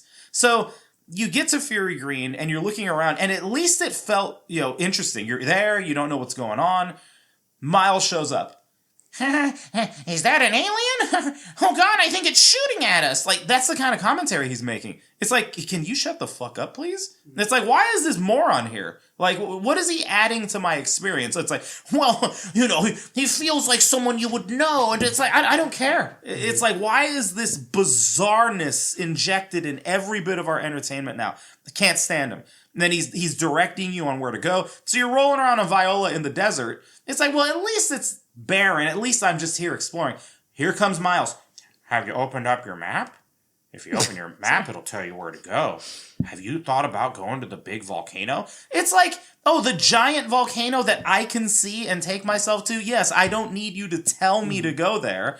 Why are you forcing me to open the map? I was refusing to open the map. The prompt would be flashing on the screen. I would just leave it alone. It's like, nope, I'm just going to drive there. It's like, I'm pretty sure that's where I'm going, but I'm going to not check the map just to spite you. It's like assholes. Anyway, that sounds very negative. It does. But you take those little things away because they're small problems in what is otherwise a rewarding experience. Because once you're in the gameplay and you're doing everything, just very fun, very competently made. It's still a blast to scan stuff. The intuitive nature of traversing through the world. When you got into the Vault Forge, I was laughing because, again, the game was trying to prompt me to, use the map. And I'm just like, I've played 3 of these now, and I've replayed all of them multiple times, you don't even need to tell me what to do. It's like, I know what I'm doing. I'm good. But in a good way, it's just, they're so expertly crafted. If you were to take away Miles and the interactions, the other characters aren't as bad. The other soldiers that you run into, he's just the most offensive of them. But like I said, if you're part of the there can be no sound, Samus is just alone crowd, you're going to hate them. But no revisionist history, Metroid Prime 3 had talking NPCs. It had the Galactic Federation troopers. You interacted with them, and it wasn't a big deal. And it's the same thing here. It was the most controversial of the 3 Prime games, right? Like you love Corruption, but Echoes and the first Prime were more widely well received. Yeah, right? But like I said, I think that those people they're after a very specific thing from Metroid that I'm fine with not getting. It's like, it's okay if there's some talking. I don't care if it gives me some direction. So that's why, if I compare it to 3, I'm like, it's a little bit like 3 in that regard, except for this prick Miles. So anyway, that's my number 4 game for the year. 10 out of 10. All right. Done. Cool. My number 4 is Split Fiction. This is the game you must play with another player. And so I played it a total of 3 times. Wow. Yeah. Twice with my brother and then one with my kid. And I spoke about it, throughout the year. Back when I was playing, I think it came out in like March or something. But yeah, this game was really fun. It's by the company who made It Takes Two, and the other one was A Way Out. And those were the same concept. You have to play co-op, but this is the best of the 3, for sure. Basically, you are 2 authors. You get signed up into this program.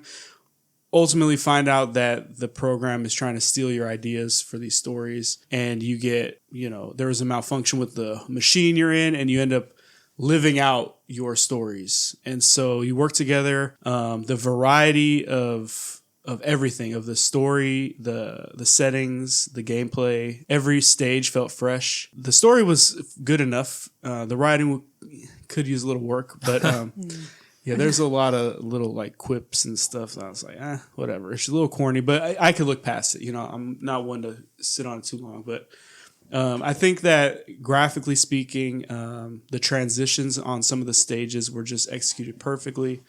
But the gameplay is just excellent. As I said, every stage had something. It Takes Two was the same way.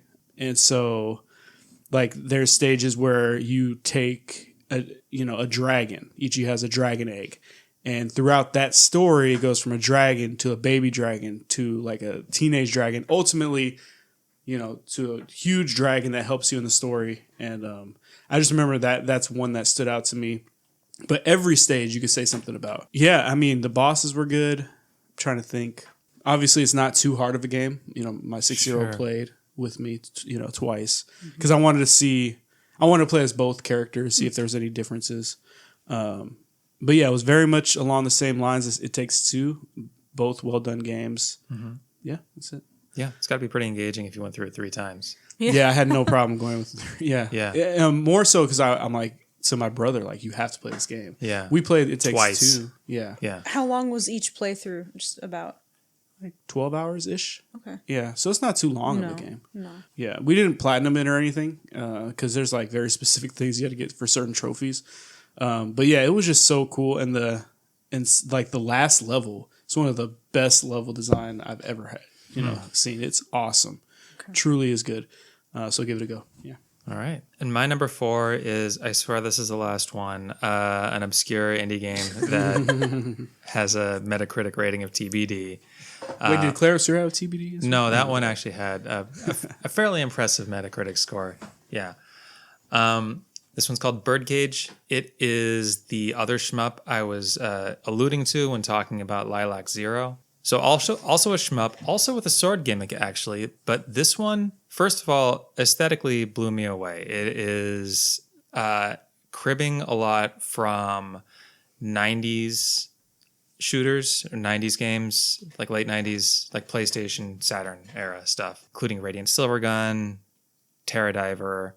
It's just got a lot of the kind of like more industrial aesthetic that the PlayStation, between its blockiness and its warped textures, really lended itself to. And it's also got an electronic music soundtrack that also calls back to like late 90s, early 2000s. And some of the color choices also call back to that period. So as an old person, I felt pandered to, but also just like for its own sake, it was totally gorgeous. It was even like cribbing a little from Metal Gear Solid in terms of using like codec conversations to tell what story it had. Not that it was a super story focused game. But this game I thought had a really good level of challenge and also some good twists to the way its gameplay worked. So there are two ships you can control, the Halcyon and the Ceyx, Ceyx. I'm not sure how that's supposed to be pronounced, but the Halcyon has a sword like in Radiant Silvergun. You can press a trigger and a sword pops out of the top of your ship. And then you can use, like a twin stick shooter, you can use the right stick to like rotate it around your ship and attack things with it. It can eat like half of the bullets in the game. There's like blue bullets and yellow bullets. If you swing your sword into a blue bullet, the blue bullet disappears. And that also helps charge up your super move. The sword will also automatically, if you're not using the stick, it'll automatically point at whatever threat is closest to you. So you can just like ram it that way. And you can also fire the sword out. So using that ship, you're incentivized to like get relatively close to be able to just like ram things with your sword and eat as many bullets as you can so you can charge up your super moves, etc. That I had the weirdest time like getting my head around how to make that work, because even though like it's like relatively intuitive, like a twin stick approach, right? You're moving your ship with your left hand and you're moving the sword with your right hand, but putting it in a shmup with all these other shmup dynamics in it, I just like it was just like melting my brain to try and play as a shmup and like dodge, like weave between bullets and do that stuff while also using the right stick to steer the sword. And like I was enjoying it, but I also wasn't sure how well it was going to work long term. Then I unlocked the second ship, Ceyx. Ceyx doesn't have a sword. Instead, Ceyx has like this like kind of like barrage of homing lasers, and that on its own is not that powerful. But what Ceyx also has is a grazing mechanic, which comes up in some shmups. In a shmup, if you get hit direct, like head on in the heart of your ship by a bullet, you just die. But some shmups, including this one, have a mechanic where if the bullet like passes through your ship, like right next to the heart of your ship, you don't die. But not only that, you get some kind of benefit. And in Birdcage, what happens with this ship is it fires off a bonus homing barrage. So, and you can trigger that like once every half second or second or something. Like so, like if you are like weaving through like a super dense pattern of bullets and you're not dying, it's just like constantly shoot. So, both these ships are doing a lot to try and incentivize you putting yourself in danger. The sword ship Halcyon is really trying to get you up in the boss's face. And the homing ship Ceyx really wants you to like spend some time in the thick of that cloud of bullets rather than trying to like get away from it.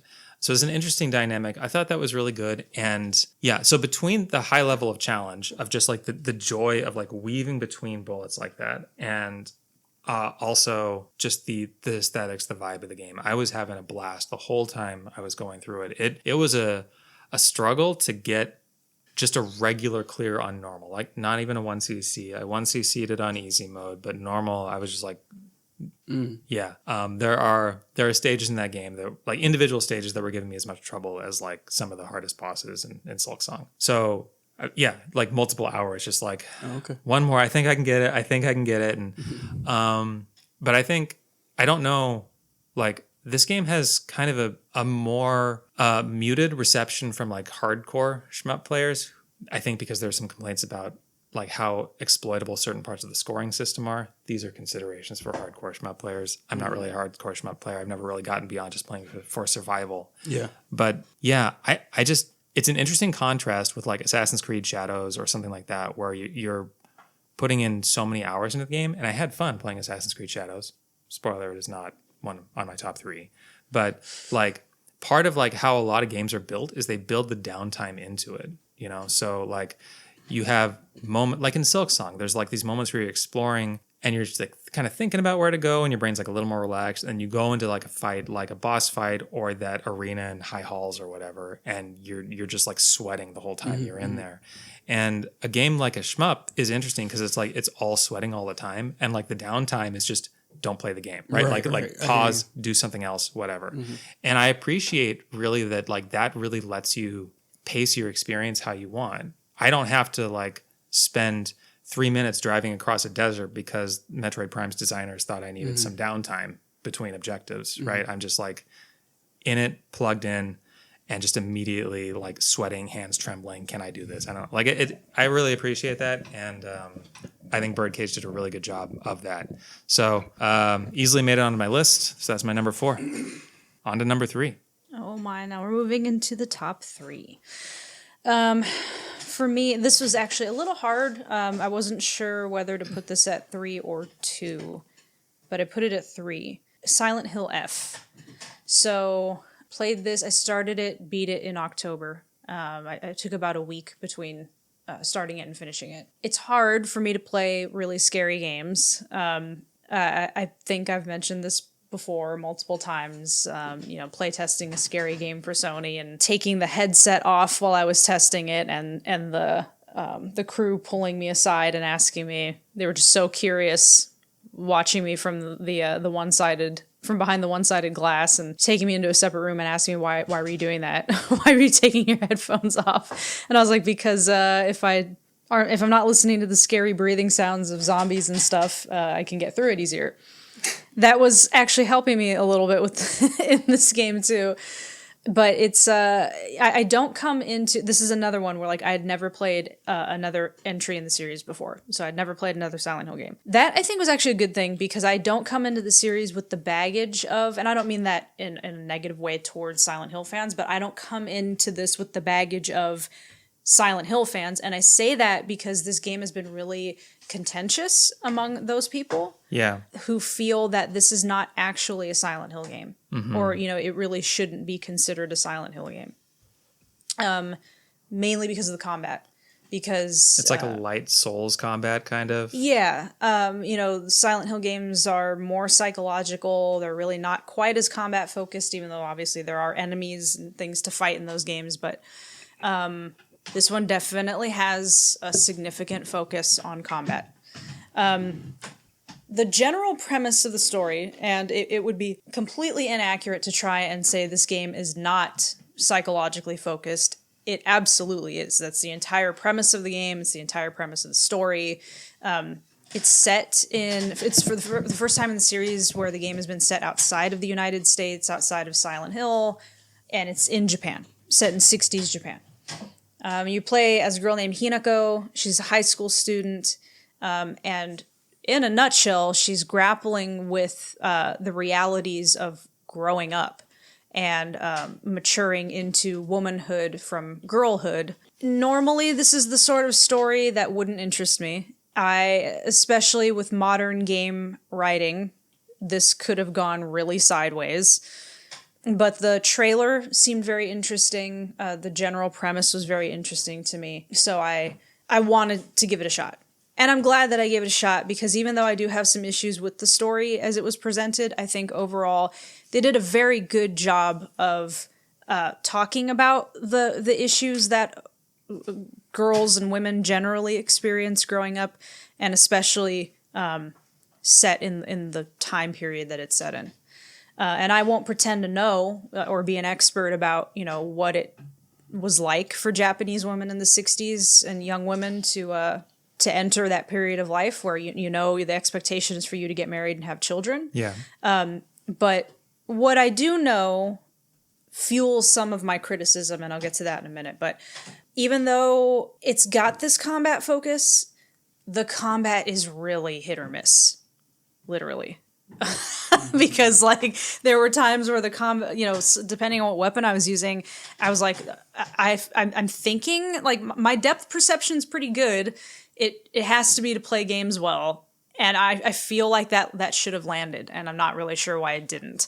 The enemy designs are really good, and they're all based on these psychological issues of gossip, anxiety, fear of things like perverts.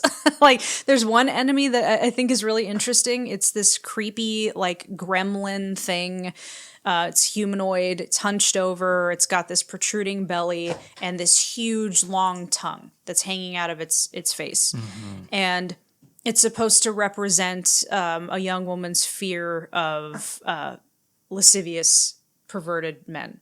And its attack is to hug you, which I think like this unwelcome grip just like launches itself on you, grabs you, and then like licks your face. It's gross and it's unnerving, but I thought that was actually, I thought it was a pretty decent representation of that fear. One of the best designs is one of it's the first enemy you encounter of these doll-like, mannequin-like women. They're naked. You don't see any genitalia, but it's very clear that they're naked. But their faces are grotesque. So the eyes are all mutilated out of their face. They don't even have, there's like the suggestion of what was once, your eye sockets. But she has this creepy, wicked smile. And they move in these disjointed, freaky ways, and they carry a knife, and they're supposed to be representative of gossip and people talking behind your back, because Hinako doesn't really fit in. Her father's an alcoholic, her parents are poor because he has wasted their money away, and so people talk shit about her too because her best friend is a guy, and at the time, like, girls and boys stopped hanging out at a certain point in childhood, like early kind of tween years. If you were still hanging out with boys, you were looked at as weird, not really one of the girls. This is a game that's very heavy on the environmental storytelling with notes and documents and diaries, etc., that you find, photos. So you learn a lot of things about Hinako and about how she just doesn't really fit in. And how she doesn't feel like she fits in, and she almost doesn't even, she feels like I don't fit in with either the boys or the girls because they both criticize me. And it also deals with like teen romance. Her childhood friend it's very obvious that he has developed feelings for her, and she's either like reluctant to acknowledge that, but she does feel the same way, or she's such a moron that she just doesn't see it and just thinks like, we're still friends and we still play our childhood games together. It also is one of the criticisms I have where, like, I understand, we all, I think to some extent, long for the simplicity of childhood and certain things about childhood. But this girl's in high school, and I'm like, you're already, like, a 16-ish is what she appears to be. And you're still talking about, like, oh, when we played Space Wars. And I'm like, you mean when you were, like, 10? I mean, it does kind of get to the point where if you're still talking about when you were in elementary school and the games you played with your elementary school friends, and this is what's holding you back from like wanting to grow up or accepting growing up, that to me signals that there's a bigger issue with this individual than with the societal expectation. No one really wants to grow up. Kids claim that they do, and then when they realize what happens when you grow up, they're like, no, I don't actually want to grow up. This girl is like kind of taking it to the extreme. And that's what feels a little ridiculous about the story. As much as this game is like, everything about it is gorgeous. It's one of the best games I've ever seen, like visually speaking. It looks so good. I played this one on the PS5. And the story generally is very strong. It feels very melodramatic and over the top at times, where I'm like, even I understand, I actually, a lot of what she experiences resonated with me. And like, I experienced some of these things that she did as a teenager myself. One of the best parts of the game is her relationship with her supposed best friend, one of her best friends, who's really just an evil, two-faced bitch. But what's strange to me is that this girl is an evil, two-faced bitch from the moment that she's introduced. So again, I'm like, either Hinako, you're a moron who does not understand, like you cannot perceive what's going on around you for whatever reason, or you're in denial about it. I don't know what it is. I don't know why you would ever be friends with this girl. She doesn't want to be friends with you. She hates your guts. She's jealous of you. And that comes out as you're exploring, through environmental storytelling. I I have to kind of spoil this just because it was so good. Sure. You do end up having to fight that girl as a boss. I won't talk about why or how or however, but she's so vicious, and the things that she's saying and the reasons behind her jealousy. I feel that this game captured female jealousy very well. Like, to the point where it was almost a little uncomfortable at times, where I was like remembering the things that I experienced, growing up. So I think that it captures a lot of those issues very well. But then you have the melodrama and things like, some of the enemy designs, like a pregnant. There's this creature. It's really grotesque, and it actually appears in two different forms. One that's even worse than the other, and it's supposed to be a pregnant woman. She walks, her legs are, it's like a pregnant woman and what you would assume is like her husband. And so he like crawls on hands and knees. She's coming out of his back and in almost like the position, like a childbirthing position. She has like rows and rows, just dozens of wombs that almost like the farther up her chest almost kind of look like breasts. And so it's like one kind of just becomes the other.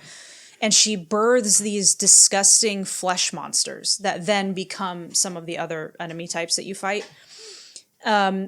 Again, eyeless, like feature. She is actually faceless, which is supposed to represent a woman losing her identity when she gets married and blah, blah, blah. But I understand, especially too, as a woman who's decided I don't want children, that fear of having children, what it does to your body, especially in the 60s, higher infant and mother mortality rate, blah, blah, blah. But it's just it's such a grotesque representation of motherhood to me and childbirth that it was like, you will be hard pressed to get me to say anything like this. It was borderline offensive to me, where I'm just like, I get it. It's a scary thing. It's not for everyone, but Hinako's view of the world and of the expectations of her seems so simplistic at times that it is really hard for me to get behind her, like to root for her.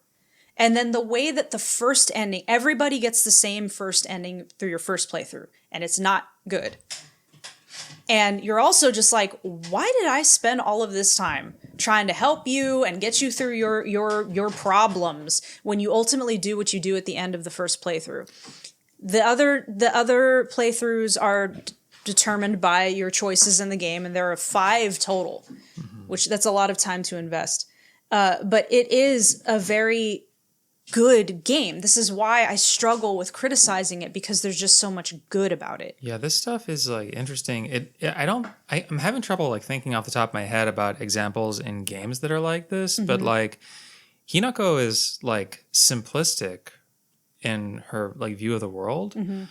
Like she's nowhere near like an idealized or perfect version of a teenage girl, right? No. So she kind of reminds me of a character like Arthur Fleck from Joker or the guy from Falling Down, where like they don't fit the world, and it's kind of their fault in some ways, or it's like their shortcoming in some ways, right? Yeah. But it makes them interesting as a protagonist because it highlights the conflict between them and the world. Yeah. But like I said, I can't think of other examples of like game protagonists that are like losers, Yeah, like, I understand some of her anger, and I understand some of where her actions come from, because, her father in particular is not a good person. Yeah. But then as you play through, because what's very interesting is that different parts of the game will change with each playthrough. So you'll get different cutscenes. You'll get more and more information that comes out about like her backstory. And that's cool. But like really at the end of the day, like her father's a bad person, but her father also has his reasons for some of the things that he does. She's basically just not mature enough to understand like you can be angry that you have these societal expectations, that you feel pigeonholed. But her sister is supposed to be the rational one. Her older sister who has accepted, like, yeah, I got married and I have children. But her sister wanted that to some degree, but her sister's also just like, but also, you know, if you want to make life easy on yourself, you do just kind of have to accept that it is what it is. If nothing else, this seems like the game that most made you think this year. Oh, 100%. I mean, like, I still am sitting here mulling over things because I want to actually write like a proper review about this game. And I have just such complicated feelings about it. But ultimately, like, it scared the shit out of me, which is what it's supposed to do. It achieved that very well. The world building was very good.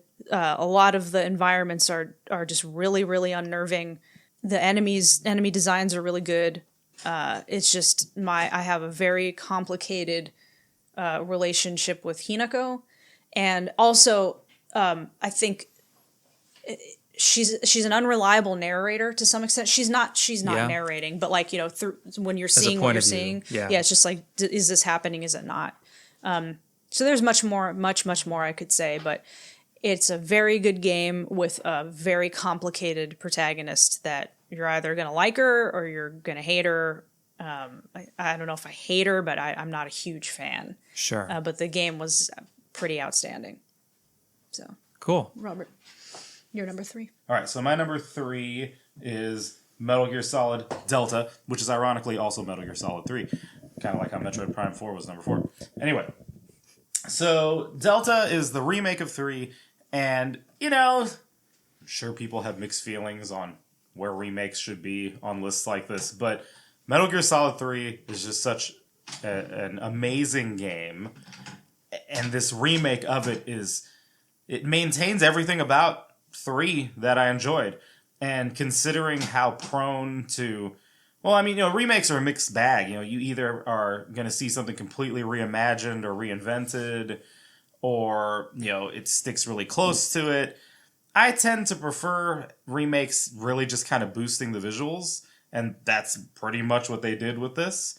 All the little oddball stuff from MGS3 remains, you know, you can kill the end before you even get to his boss battle. That's still there. They didn't alter... I was convinced that Eva was going to be, you know, in a turtleneck. Instead, Eva's Eva. You know, she's just the femme fatale character as she was portrayed. You know, there's so much to love with Metal Gear Solid 3. It shows you how solid of a game designer Kojima, you know, is, that this game, which is, you know, from the PS2 era, that its gameplay still holds up today and feels fresh. Now, I do think that if you've played the whole series, you're going to be playing Delta and thinking a little bit in the back of your head of like 5 and some of the changes that occurred in the series between 3 and 5, because that's a lot of games actually. So if you get that in your head, you're thinking, oh, you know, I had a little bit more freedom with how I could approach, you know, taking down enemies and handling different missions. But for what it is, I still think it's interesting, especially like the aspect of keeping Snake fed, you know, and having to keep track of ingesting food, you know, so he doesn't run out of stamina, and dealing with his wounds was also pretty interesting. Now, it's on the formulaic side. You know, you're pretty much going to treat yourself the same way in a lot of the different situations that pop up. But I still found it fascinating because the idea is you're supposed to really feel like you're out there alone having to survive. And the game does a good job of giving you that feeling. Other little touches, like you go into caves and it actually lightens up as you are in there for longer, because like human eyes will get used to the darkness. Mm-hmm. So it replicates that when you're in a cave. Just so much stuff like that. And it's beautiful. It is a little bit of a cheat because it's just Unreal Engine 5, but they did a really good job with it, and the assets that they produced for it look really, really excellent. So Delta is in my third position. Is there anything in the game, not presentation-wise, but like the nuances of the gameplay, that you think the original did better? I'd have to sit and play the original again, I think, to really judge it. It felt pretty spot on to me. There were different control schemes that you could implement. Yeah. But it's been a minute since Delta came out. I think it was in the summer, if I'm remembering correctly, like August or something, maybe.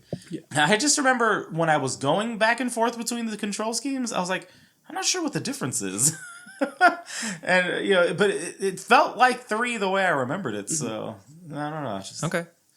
But yeah, it's a really, really solid remake, and I hope that it leads to. I mean, it'd be nice to get a new Metal Gear Solid at some point, but without Kojima, I don't think I'd want to see it. So, if nothing else, if this leads to remakes of the whole series and they look like this and play like this, I would be totally fine with it. Last question: do you think this is going to be your standard way of playing Metal Gear Solid 3 in the future? Oh, I'm not like that. I like bouncing between all of them. So all right. They each have their own merits. That's like I've been meaning to do a replay of Ocarina of Time on 3DS, but that doesn't stop me from playing the N64 one.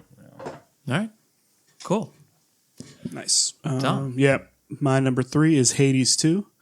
My top 3 were all kind of hard to pick, but Hades 2. Keep it short. It's more Hades. Next. No, I'm just kidding. But, it was one of several roguelikes I played this year. I'll consider Ball Pit kind of like a roguelike, and also like Blueprints. I think this is the strongest out of the bunch. Obviously, it had a proven formula with Hades. That game is a classic, one of my favorite roguelikes of all time. And this just did everything better. What's still there, the amazing voice acting, characters, writing was great.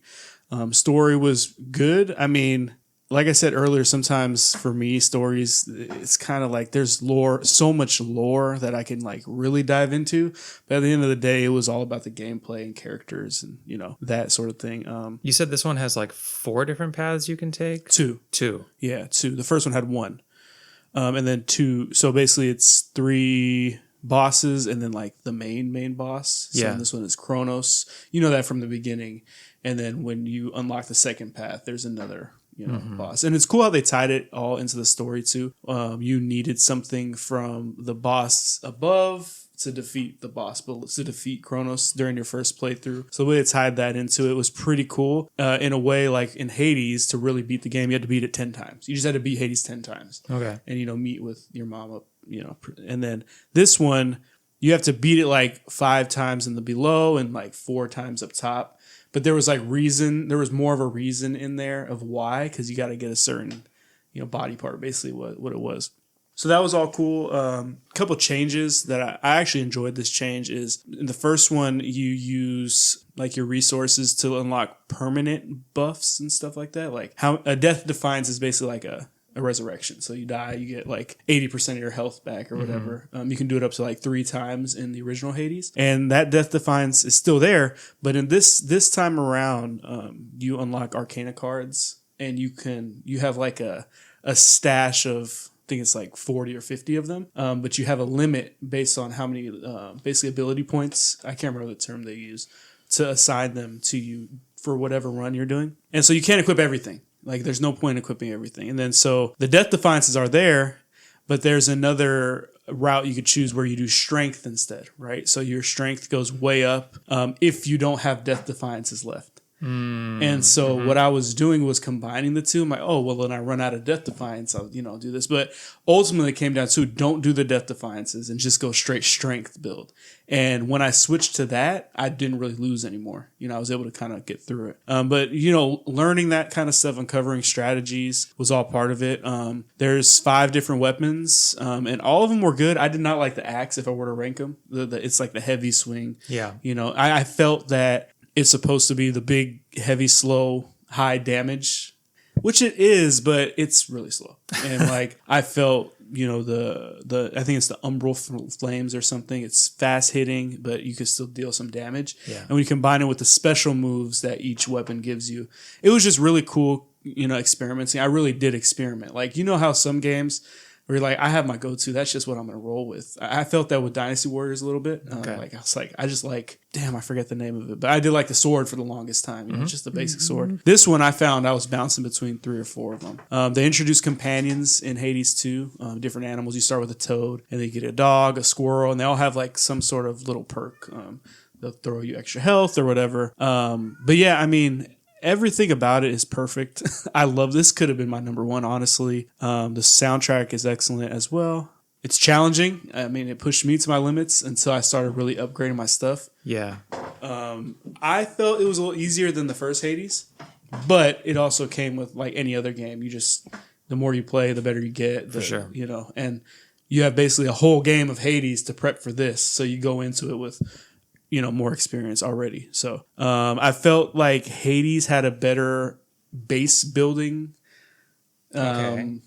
Maybe I just didn't explore enough in Hades 2. Like between your runs. Yeah, but it wasn't even so much base building. It was more just like cosmetic stuff. Like you can decorate the bar area or whatever, or your room, add furniture to your room and stuff like that.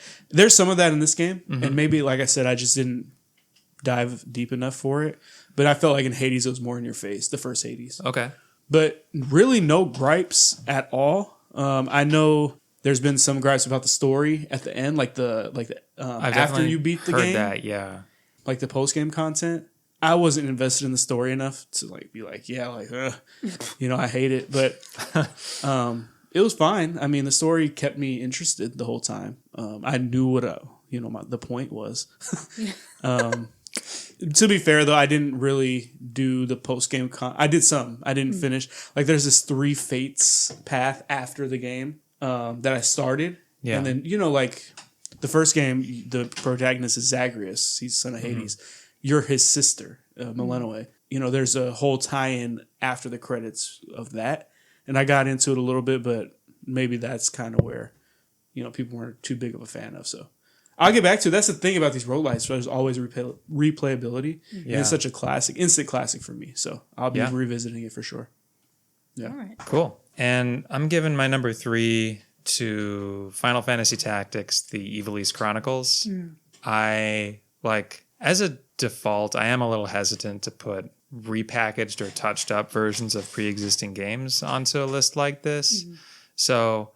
I'm not 100% against it, but I do think it needs to clear a bar to be able to do that. Like when I was reviewing Front Mission 3 remake on Switch earlier this year, I was like, I like it a lot, but pretty much everything I like about it is because of the PlayStation game and not what they've done here. So that felt a little weird trying to give that credit for that. But in the case of Final Fantasy Tactics, well, for starters, Final Fantasy Tactics is a game I've got a ton of respect for. So I was excited by the idea of a remastered version of the game, but also I'm coming into it with high standards, And this is a game that I'd not only played on. This was one of my very first games on the original PlayStation, along with Tales of Destiny and Tactics Ogre, and I was like 95% of my appreciation for those 3 games was for Final Fantasy Tactics.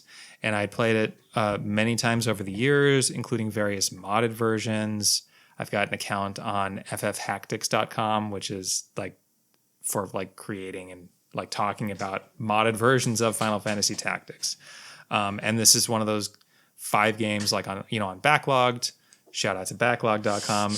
You can show up to 5 games on your profile page. This is one of those 5 for me. It's just a game that I have a lot of respect for, both in terms of the game.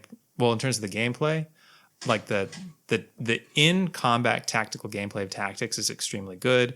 The character building is also very compelling. Some of the balance is a little weird, but that's part of the charm. The atmosphere, the pixel art and the music, I've always loved it. I think it's definitely held up better than the other PlayStation Final Fantasies. It knows exactly how it wants to look, and it nails the look completely. And the story also is very good, even though it's a tactics game. You compare it to the stories of the other Final Fantasy games, and I think it holds up.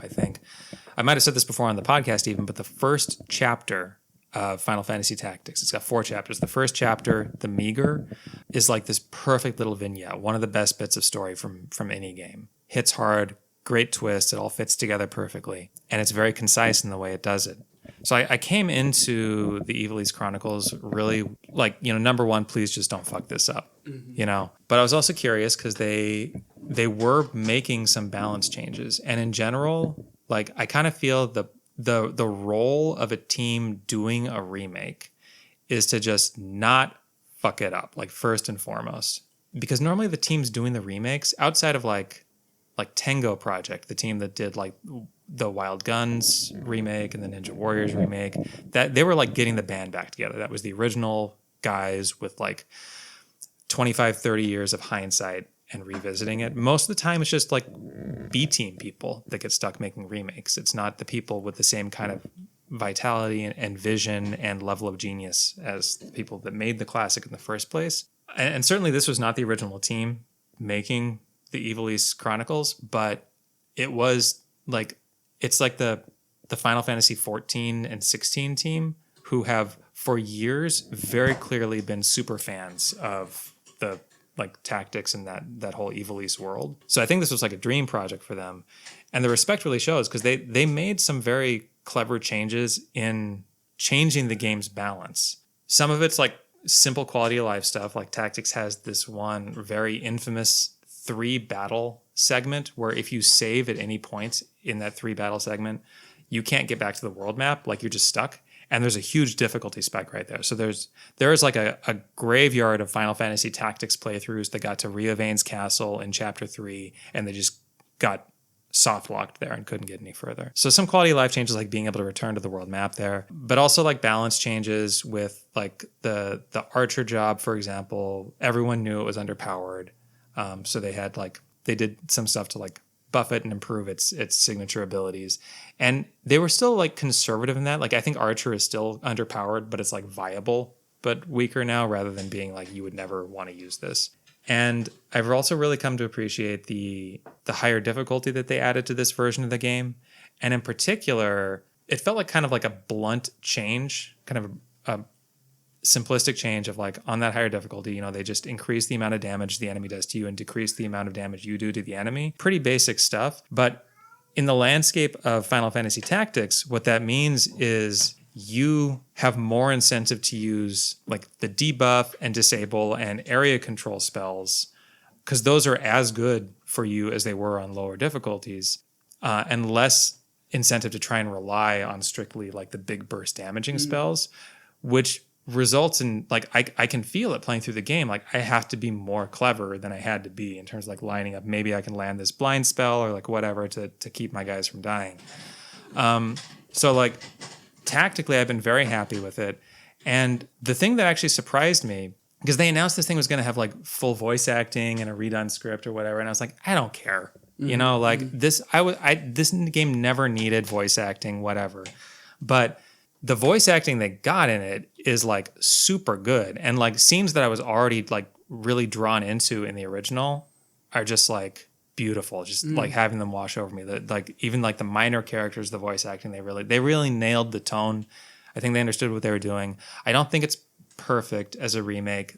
In particular, there's like this kind of like burlap cloth effect that they put over the graphics. I think to try and like, it's just so it didn't seem as pixelated. It's like it's not like super heavy, but you can tell that they're trying to make it look a little softer than the original pixel version. Can't you turn those off, the redone graphics? So this is actually interesting. You can't, if you're playing, so there's like when you load into Final Fantasy Tactics, the Ivalice Chronicles, you can choose to play basically the original PlayStation version of the game or the Ivalice Chronicles version of the game that has like a lot of these balance changes and things like that. The Ivalice Chronicles version that I want to play because it has these balance changes and it has the voice acting, has limited options to turn off certain of those graphical effects. But, you know, I got it on PC, so I'm sure before too long I'll be able to fix those graphics to my own taste. Cool. Yeah, really like the game. And I think it's in terms of like Square Enix, I think the only other game that they've done this good a job at remastering or like improving on a re-release is Final Fantasy XII for the Zodiac Age version, which ironically is like that's the same original like game designer creator as Tactics. Got it. But he didn't make that one either. He left the company, had like a nervous breakdown or something, and he's just got like a lot of super fans that are left at the company, I think. So they treat his stuff with a lot of respect. But yeah, that number 3, really loved it. It's on my list to try and play. Yeah. All right, number 2. Number two for me, it was Mario Kart World. I really enjoyed this game. Yeah, I agree with some of the criticisms that we voiced before and that Robert voiced earlier. But just overall, I just really enjoy it. And I love Mario Kart. It's a series I constantly go back to, and I've put hundreds of hours in, probably more like thousands across my life, but definitely hundreds. And it has a lot of potential. And, I resent a bit what clearly seems to be probably some DLC farming that they're planning on doing. But I can tell also that they had a lot of fun creating all those costumes, making all of those alternate versions of each character. And I'm very much looking forward to what comes out, because I think we're going to have this Mario Kart possibly at least as long as we had 8. So that's a lot of time that they're going to have for DLC and extra content, and I hope that they use it wisely. But a lot of the tracks are really cool. A lot of them do a lot of cool things, like Boo's Theater, where you actually fly through the screen and you're actually in the movie that's playing. Cheap Cheap Falls is just a really beautiful autumnal, Japanese landscape. The creativity, even if my preference are the closed tracks rather than the open ones where you're going from location to location, I do really appreciate the creativity that they put into that. They really wanted to do something new with Mario Kart this time, and I think that it could have gone really poorly, and I think that it went really well, all things considered. They definitely had to implement some patches because it was a little rough, like with the endless blue shells at launch and all that. And it's still not perfect, but I do like it a lot. I've had a lot of fun with it. I still think that 8 is a better game for a number of reasons, but for what World is and what World has introduced and the changes that they've made and what I feel is a radical departure from the Mario Kart formula while still maintaining a lot of loyalty to that formula, I think it's a really impressive accomplishment. Do you think, realistically, if they do continue to release DLC and patch it, do you think it could end up in a place where it's actually competing with Mario Kart 8 for your favorite in the series? Or do you think the fundamental structural differences are such that 8 will always be better? I think it's the latter. I think 8 will always be better. For me, a lot of it is feel. How does the game feel to drive, to handle, to drift, etc. Yeah. And I do think that 8 feels better. So there's that, but the open world elements, which I don't need, I'll be frank. I think that they're, like Robert said, they're really good. And the things that you can do and the way that it can actually improve your abilities, your driving abilities, and your drifting, etc. I think that that's really cool too. But overall, it's a positive experience for me, even if it started out rough. Yeah. Yeah. I like your call out about the drifting because me too, I kind of found myself trying to, is it the fact that I played, like Robert was saying, is the fact that I played Mario Kart 8 for 10 plus years, that the drifting and the feel was just what I was comfortable with? Yeah. Or is it actually better than World? And I think after fumbling with it, it's just better. I think it's better because one thing, I played the Sonic racing game, right? And I found the drifting in that game to be better than World, even, just that game. And I'm like, well, I don't think it's I was just used to World 8. No. I think it just is actually better. It is. Yeah. The drifting is tighter. It feels just tighter and more, I don't know, cleaned up for just the phrase that keeps going in my head. But one thing I really want to talk about before I move on to Robert is the soundtrack for this game. It's hundreds of tracks, and I mean they're so well done. It's just like taking tracks from across the Mario Kart games and the Mario series and doing them in a ton of different genres of music. Some of the genres really surprised me too, but they really went all out there. They weren't like it's just I don't know, whatever, electronic or just rock. It is all over the place, and that to me really showed a lot. It demonstrates a lot of love. Yeah. I mean, it could also just be Nintendo cracking the whip and being like, give us 200 unique tracks. But, I think that there's also just some passion there for the series that comes out in the quality of the music. Every single time you boot it up, I have definitely heard some tracks more than once, but every time you boot it up, there's different music playing. Yeah. I think the music, it's interesting too, because, they talked about like the visual style for this game, and how they wanted to go from the futuristic look of 8 into this sort of more naturalistic, I think is what they described it as. But it's clearly meant to evoke a road trip feeling. Like you're supposed to feel like you're on this adventure almost driving around. Yeah. And so, music is indispensable if you're on the road. So like you have to have that many tracks, right?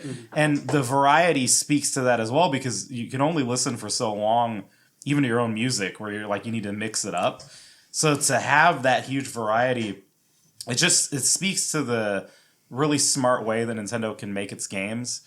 I do wish that you could more fine-tune the soundtrack. Like, I can make playlists with my music on, Spotify or whatever. It'd be cool if you could go through and customize, because you can do it in Smash, right? Yeah. You can fine-tune what you're hearing in each stage. It'd be cool if you could go through the regions of the map and pick what you want to hear and where. I think that they need to implement that as an update just because of the sheer amount of music that's in the game. Yeah. It's almost a shame that you can't hear all of it when you want to. This is tangential, but it really makes me wistful for the 360 era when you could just actually put a CD in your Xbox and just kind of burn it. Yeah. Put the PS3 too. Yeah, both those let you save music to your console and then override the in-game music with that. One of my greatest memories is playing Ridge Racer Unbounded, and I had a bunch of music on my PS3, and I turned off the music in Ridge Racer, and I was just racing with that playing. It was great. My favorite was playing Burnout Paradise with the Smiths' greatest hits, because that guy's music is just so maudlin and kill me now, I'm going to die, and then just crash. You can do that now though. Just in a quick example, I had some buddies over and we were playing Madden, and I had my Spotify playlist in the back and muted everything in Madden. We were just sound effects. Spotify. So Yeah. that's one thing. Yeah. We'll call out. Yeah. But it's not a perfect game, and it'll never be 8. But I had fun with it from the time that I popped it in to first play it, and I've been enjoying it ever since. So, yeah. Nice. Yeah. Love it. All right, Robert, you're number 2. Oh, yeah. All right, so my number 2 is Blueprints. I was kind of almost tempted to put it at number 1, but Blueprints is great. Some of the people I listen to on YouTube were talking about it a lot, so if you listen to Az and Mahler, they kept going on and on about it. And I was like, all right, I'll give it a shot. And it's incredibly fun. I think we've talked about it on one of the previous episodes, but essentially you are playing in first person, you inherit this mansion, and what's the room number you have to get to, Dom? Room number 41. 41. So you have to get to room 41. So, it's in the name, Blueprints. Sounds like blueprints. Took me way too long to... Dude, I swear. So you're going through each room, and you get to decide what you want to build off of each room. So you come into the main kind of foyer area, and there's 3 doorways, left, right, center. As you go through, you're trying to descend deeper into the mansion, so you have to keep building rooms to get to where you need to go. 46, sorry to cut you off. So 46 room. So as you're putting it in, as you're putting in the blueprints, you're like, okay, well, I want this to be, whatever. This is a billiards room or whatever. And so that will, in turn, have branching rooms. Maybe it has 3 exits. Maybe it has 1 exit. It hooks to the left. It hooks to the right.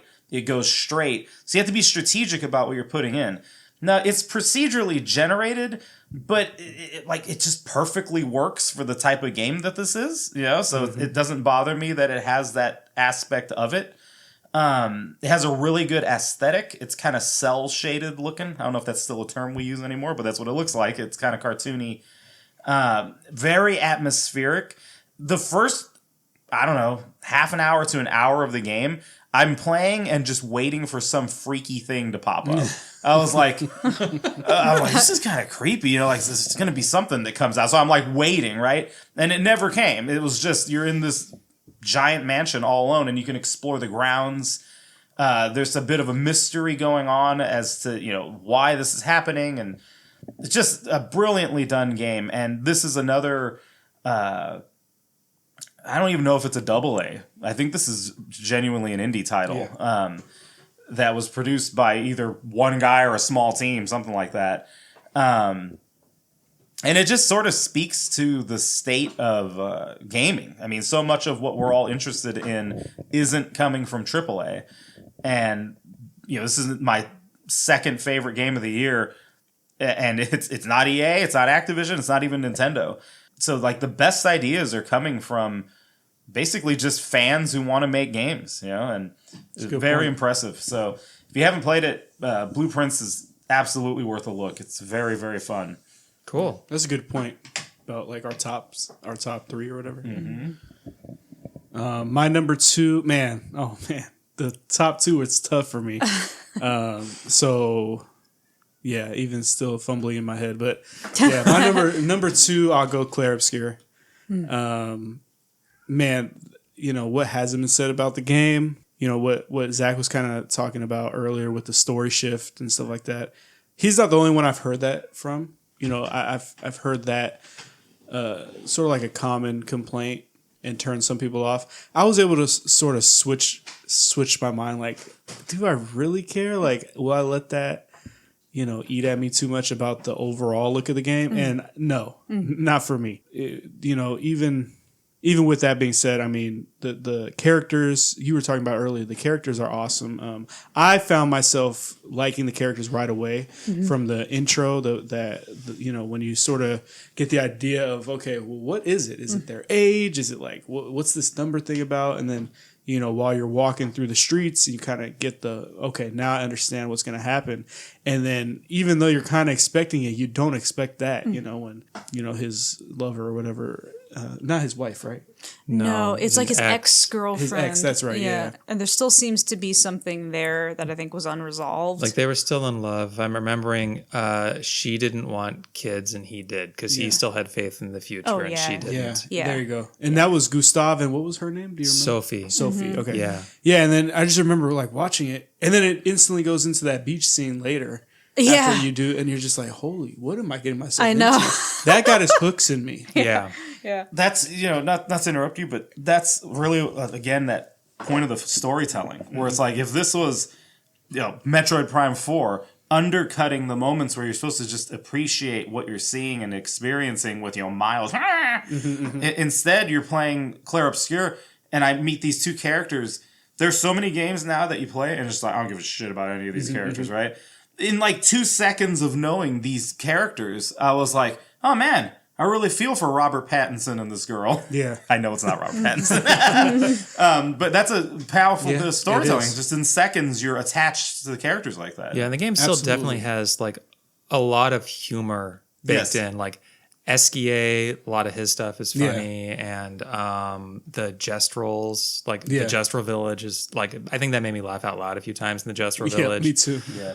But they take it so serious. Those things are just taking like unserious things way too serious. It's like, what? Yeah. But it also like it doesn't undercut its serious moments. Yeah. Yeah. Yeah. Like there's so many scenes I reflect on in that game. I'm just like, damn, that was well done. Like was it the curator? What's the name of the faceless thing? Is it the curator? I think that's right. Yeah, like even I'm not going to spoil anything, but at the end when like he talks about the weapons and like that sense of like, damn, this is like intense as hell. And like even though the shift happened that Zack was kind of pointing out, I like separated that because I'm like, this is just so dope. Like I don't really care if it was a cop out, if people perceive it as like, oh, they took the easy route, just and as you play the game, you'll know what I'm talking about. But I like I said, separated that and just took it for what it was.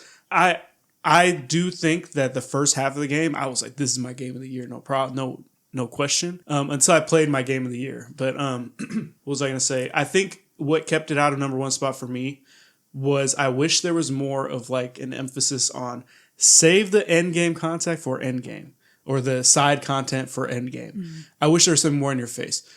I say that because I got through the game and I didn't want to beat it right away. I wanted to do all the side content. And I was going through some hard stuff. Like, experience points was going off the chain. Like I was leveling up really high, and then by the time I get to the final boss, I'm like, there's no way that's it. Like I went through them like so easily compared to like the side content I was pushing myself through. So that a lot of games do that whole thing where the story bosses, and I think Jedi Survivor did it, but like they level up with you, you know, to try and keep it balanced. I wish they either did that for it, or like I appreciate the grind too. Like go ahead and be over leveled, but the fact that everything up until that boss felt balanced enough for me. Yeah. And then that final boss, I was like, boom, done. I was like, oh man, I think I screwed myself. It's very strange because it does seem like the game is really conflicted about that, where story-wise, you feel like strong narrative pressure to like go solve things right away. Mm-hmm. That's true. But then there's also the sense in which the gamer in you.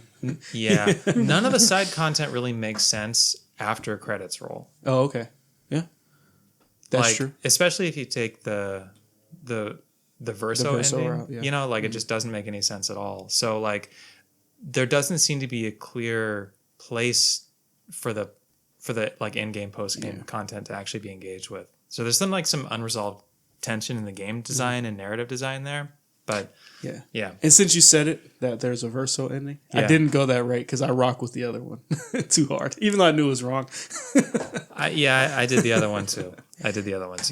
But yeah, excellent game. I mean, you guys said enough about it, but you know, the gameplay, I agree with you guys. It was great. I don't know if I agree totally with Zack. I get it. Like it shouldn't be, this is going to be every turn-based JRPG. This is just how it should be. I believe it's very unique. You know, we were talking about like Superstar Sega and you know, not Paper Mario, Mario RPG. It's similar, but still like on a JRPG level, like, you know, Final Fantasy. It was like Xenoblade, right? You know, Xenoblade has a really neat hook for its battle system, but like not every RPG needs to be that way. Exactly. And is Xenoblade turn-based? No, I don't think so. It's like real time, but you have that neat kind of... Where you can pause it or whatever. Well, it's not that you pause it. It's like you have your attacks and they're on like a line, basically. And they're on cooldown, Yeah. So you'll go and do one attack, and it also depends on your angle. So like, you know, if you go behind an enemy, it'll highlight the attacks that will do more damage because you're behind the enemy. So you do them, the attack goes, and then it cools down and it starts building again, and then you're moving around, and it's like, it's just super neat, but like you wouldn't really want it for every single RPG you play. Yeah, I mean, for me, it's like I'm not opposed to like real-time elements in a turn-based game like that, but if you compare it to other games that have had some real-time elements like Lost Odyssey or the Paper Mario games, they don't take over the whole combat system the way that like so I like in Clair Obscur that you can generate action points by parrying. I like the way that ties into it, and you're like, well, the better I do at this, the more I can make of my offense turns. But I feel like the ability to just completely avoid damage, that's where I think it's an issue. Okay. Yeah, no, it's fair. I mean, again, could have been number one, just like my last one. Yeah. Excellent game. I don't, like you guys said, I don't think it deserved Indie of the game because of all those factors. Right. I think I read a tweet somewhere that Blueprints overtook it for the actual Indie Game Awards because of something about AI or something. But oh yeah, people are up in arms because the team for Clair Obscur said that they used AI, but it was like minimal. Yeah, well, it was I think I read people saying that the concept artists were using it as to produce like stand-in renderings for, you know, what are they called, textures and stuff, but that they'd go in and then create their own for like fake newspapers. I saw some moron on X who was saying like it's AI slop. It's like delete your account. It was such a beautiful game. Even like midway when you fight, what's her name, Serene or Serene? Do you remember the dancing and the singing? Oh, lady? Yeah, I can't help you with the like name. That kind of one of the axons. Yeah, one of the axons. But like even that deep in the game, and you get into that environment, and even new enemies were introduced in that little area. I just thought like everything was just wrapped up perfectly. Yeah. So yeah. Yep. I did have like a little bit of doubt. What was I was going to put at number 2 versus number 1.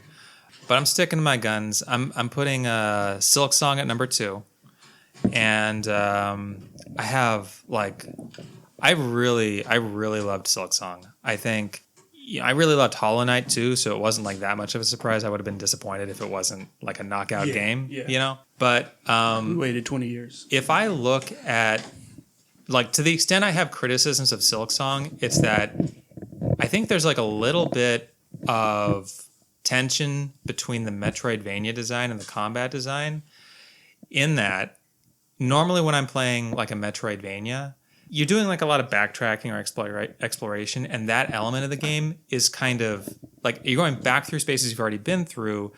You're breezing through them. You know, you're kind of like, you have like the high intensity boss stuff, and then like the lower intensity stuff where you're like exploring the map and like, oh, I missed that room down there 4 rooms away. Let me just hop over there really quick. And in something like Symphony of the Night, it's relatively low effort to get there. So like moving from the idea of like, I want to check that thing out a quarter mile away and getting over there is like a really breezy thing. I love that the combat consistently in Silksong is very like engaging. It never gets to a point where you're kind of like ignoring the threats or what's going on. You're actively engaging with it. But like going back and forth through the map, it does end up a little more fatiguing in Silksong than in other Metroidvanias, at least for me, because, you know, the 10 enemies between here and there, it's kind of like, oh, I know how to do this. Here we go. But like, it just takes a while to get through.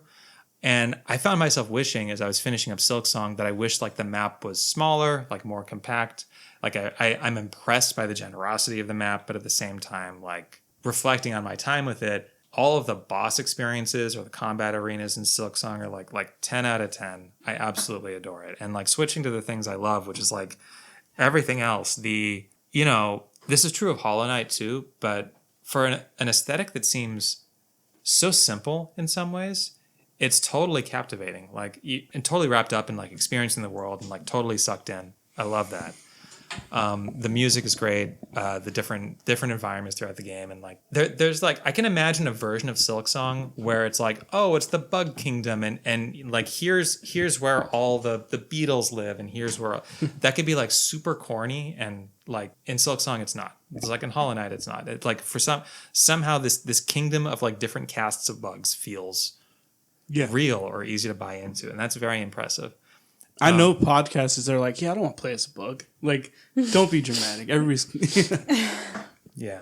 It could have been, you know, facetious, but still, like, it could be a valid point for some people. Like, for sure. It sounds kind of like whatever. Yeah. But, like, yeah, most of my appreciation for this game does come down to the combat.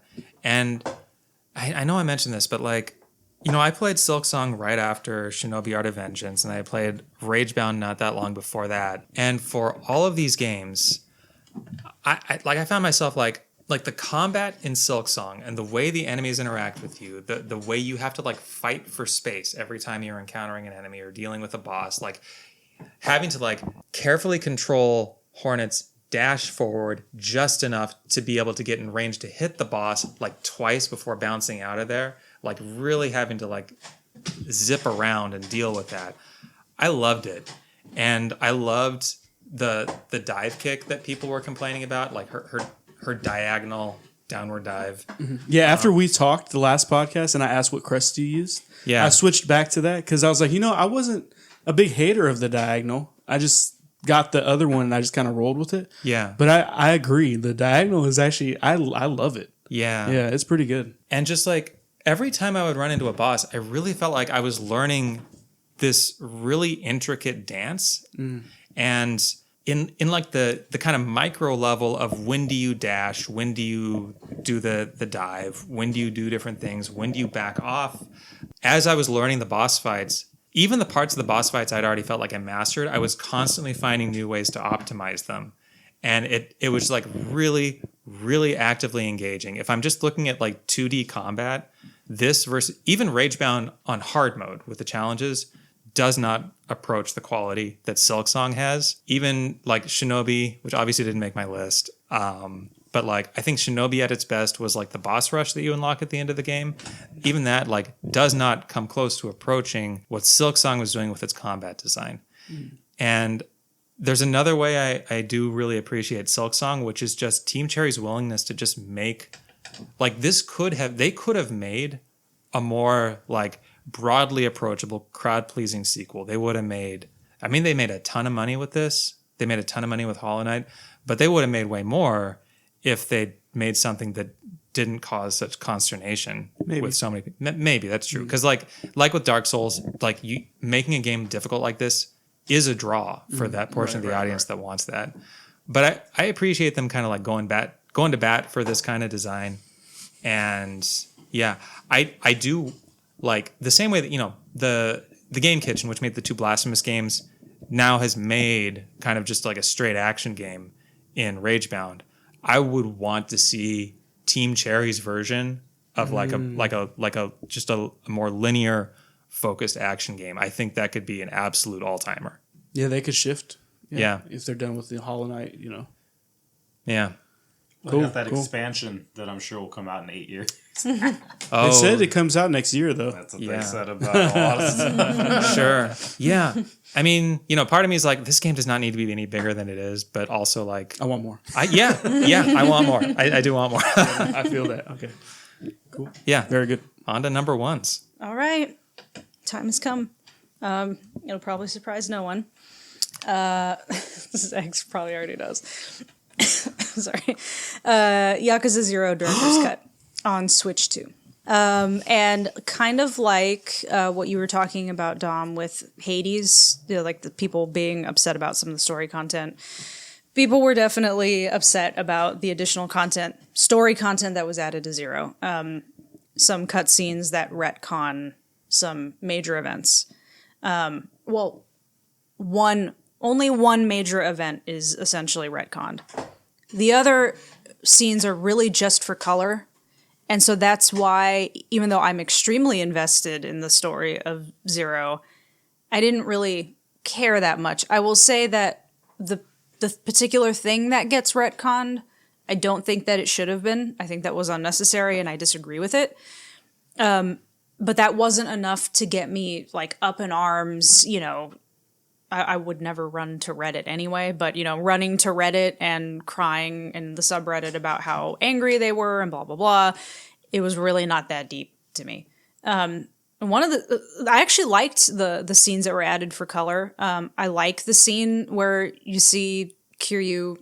Actually, I don't want to talk about it. Not because now 2 people at this table are playing 0. But basically, it was good stuff for the most part, and I was fine with it. Really, the only problem with them was that they are rendered in a slightly different style. They have this kind of almost blue, cool undertones to the environment that doesn't quite match the rest of the game. Mm-hmm. I'm not really sure why that was. Some of the edges look a little blurred, almost like a vignette, but I don't think that was intentional. I think it was just some weirdness with the renderings, but. Overall, though, it's nice to just see more story content from a game whose story you really like. 0 actually displaced Majora's Mask as my second favorite game of all time.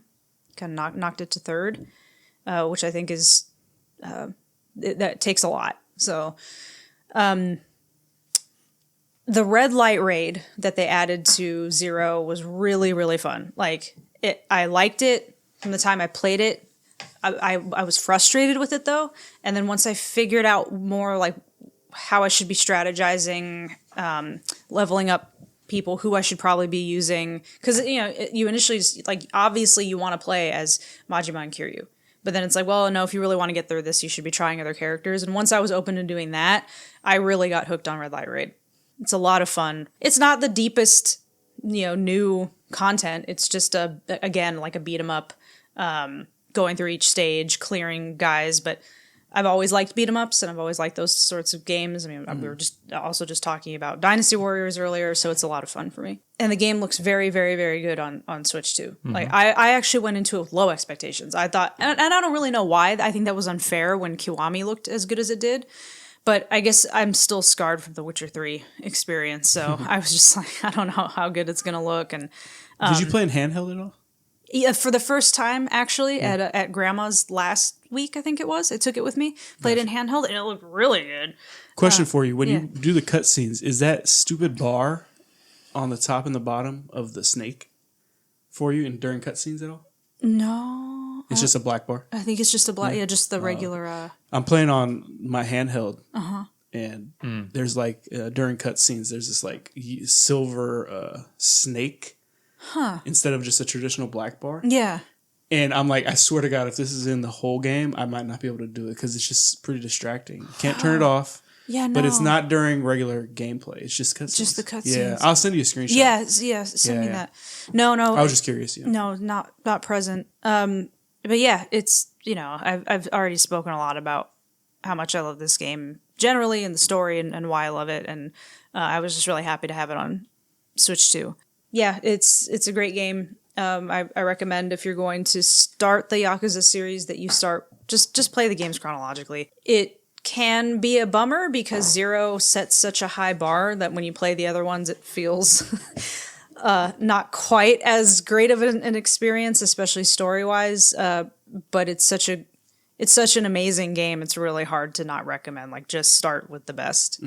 And take a break between them. Don't go straight from 0 to 1 to 2 because that'll just highlight the differences between them more acutely. That's true. I think that if I had played Kiwami and Kiwami 2 immediately back to back, it would have felt like even more of a bummer than it even did, starting Kiwami 2 a year later. But yeah. Yeah. 0's an amazing game. Robert, what's the big one? Donkey Kong Bonanza is number 1. So, was it a launch title for Switch 2? Not quite. It was like, quote, launch window. It was like a month later. What was the launch game? Just Mario World. Kart? Yeah. Okay. Well, DK Bonanza came out, pretty early in the life of the Switch 2, but I think I'm the only one who likes it as much as I do in our group. But it was my least favorite game of the year. I just thought it had such a unique sense of. I've said this before. You get such a sense of power as Donkey Kong. I was captivated going through the game world. I wanted to know what was going to happen in the story, and why Pauline was there, and all of it. I thought it was really interesting, and going through. I mean, yeah, it gets to a point where you start to kind of realize what's going to happen on each layer. But especially the first few layers, I'm just really having no idea what to expect. And then the different power-ups that you can get, by the time you can become the elephant and you're just like inhaling entire chunks of the game world, I was like, man, Donkey Kong's like a freaking god in this game. Like, it's incredible. Visually, I thought it's just, it's really beautiful to look at, very creative. I had a lot of fun, no surprise, with changing his outfits. So I think my memory of this is actually not as strong as I thought. But when you play Donkey Kong Country, especially the original one, specifically the original one, if you play as player 2, DK and Diddy become yellow. So their hat and ties, change. I thought that his fur also changed. I thought he was like a darker shade of brown. But regardless, you can make him basically player 2 Donkey Kong when you're playing through the game. And that alone was worth the price of admission for me. So I thought it was wonderful. I hope we get some kind of sequel. But this team at Nintendo, now, again, Zack will say it was a misstep. But I'm curious what the Odyssey team is going to do next. Like, are they going to get another Mario game? What's going to happen? So They need to go back to Jungle Beat. Switch bongos. They need to make Switch fit. That's what I'm waiting for. All right, so that was my number 1. Nice. Yeah, my number 1 is Silksong. Kind of just to echo what Zack was saying, it is definitely my favorite Metroidvania this year. Similar to like Hades 2, and comparing to like Hades, the first Hades, this just did everything Hollow Knight but better. I pretty much enjoyed this game, everything about this game more than the original Hollow Knight. They improved a lot of the I don't know. Hollow Knight is incredible, but it's gonna be tough for me to go back. I think if I wanted to like do a replay or something, just like Hornet's movement sets and you get your stuff pretty quickly. I found like when you first start, you move slow. You just have one little swipe, but within a few hours, you're dashing and gliding and like. As soon as you get the dash, it's like hell it's yeah, a game changer for sure. And then like when Hollow Knight, the dash is cool, right? But in this one, it's emphasized even more. Like you can dash through like an entire level, and then when you jump, you like do this long jump. So it's like 2 abilities in one, really. And I just like what you were saying earlier when you're saying having to backtrack in this game doesn't feel too bad because of that. Like if I'm like, okay, well, there's no fast travel, but I got to get all the way down here to practice out my hook shot that I just got. It's like, it's not too bad. It looks intimidating because the map's fucking huge, but I'm like, man, it'll take me maybe a couple minutes. You know, I can dodge every enemy. I don't need to fight any of them. So backtracking and size of the map was not an issue for me ever, really. During the game, I wanted. Screw this game. Like, I'm like, no fucking way. Like, I'm turning this off. I have the text messages to prove it. Yeah. Like, and then you turn it off, and then the next morning you go and try whatever. But when you really reflect on it, it's a perfect game. Like, it tests tests your limits for sure. Some of them boss fights are like, you got to be kidding me. You almost feel like they're watching you play and laughing at you. When I say they, I mean like Team Cherry. But was the Savage Beastfly rematch the worst one for you? Oh yeah, for me that was the worst. Now I'm missing plenty of after the credit content or whatever. Yeah, because I didn't even do like the frozen area. I'm like taking a look at a guide now to kind of see what I missed. So there's plenty that I still have to do. I'm sure I'll come across a boss that might make me pull my hair out again. But yeah, that Beastfly could. Yeah. Did you do the boss fight in the slab? No. That was my favorite fight in the game. Oh, okay. Yeah.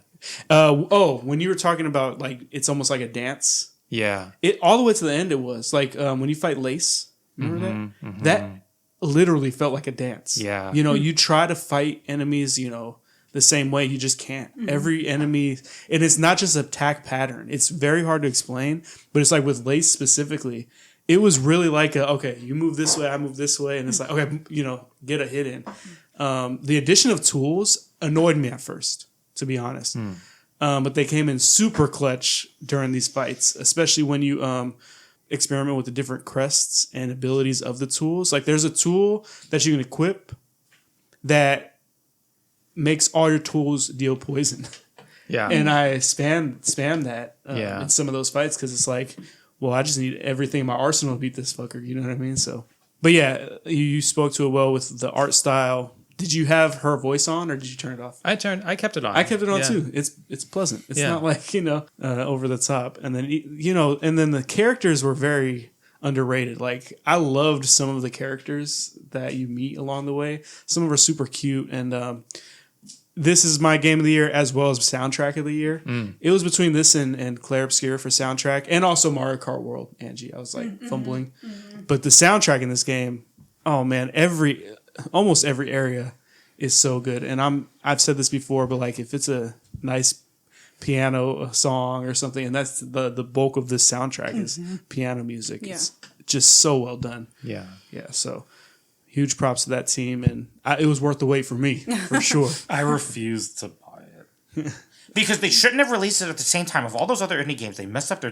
No, I'm just kidding. What? I didn't buy it. No, they were mad. Remember, there was the whole controversy because they shouldn't have released it when they did. That was so wrong of them. Yeah. And it was only $20? And can't they think of the people who are in college making games on Unreal Engine? It was like... Wasn't damn near a shadow drop, almost? Not really. Yeah, almost. Because nobody knew when it was going to come out. And then they're just like, here it is, it's $20. I think it was the release date was announced like a month before it released or something like that. No, this will be my game of the year in 2026 because I have not beaten Hollow Knight yet. Okay. And so now I'm actually pretty far into Hollow Knight, but I was like, no, I'm like, beat Hollow Knight and then you can get Silksong because otherwise you're going to try Silksong. So I was like, nope, I'm going to wait until I beat it. And then I'll do it. Yeah, perfect. I mean, obviously I think Hollow Knight was my favorite Metroidvania game of all time, and then this takes the lead.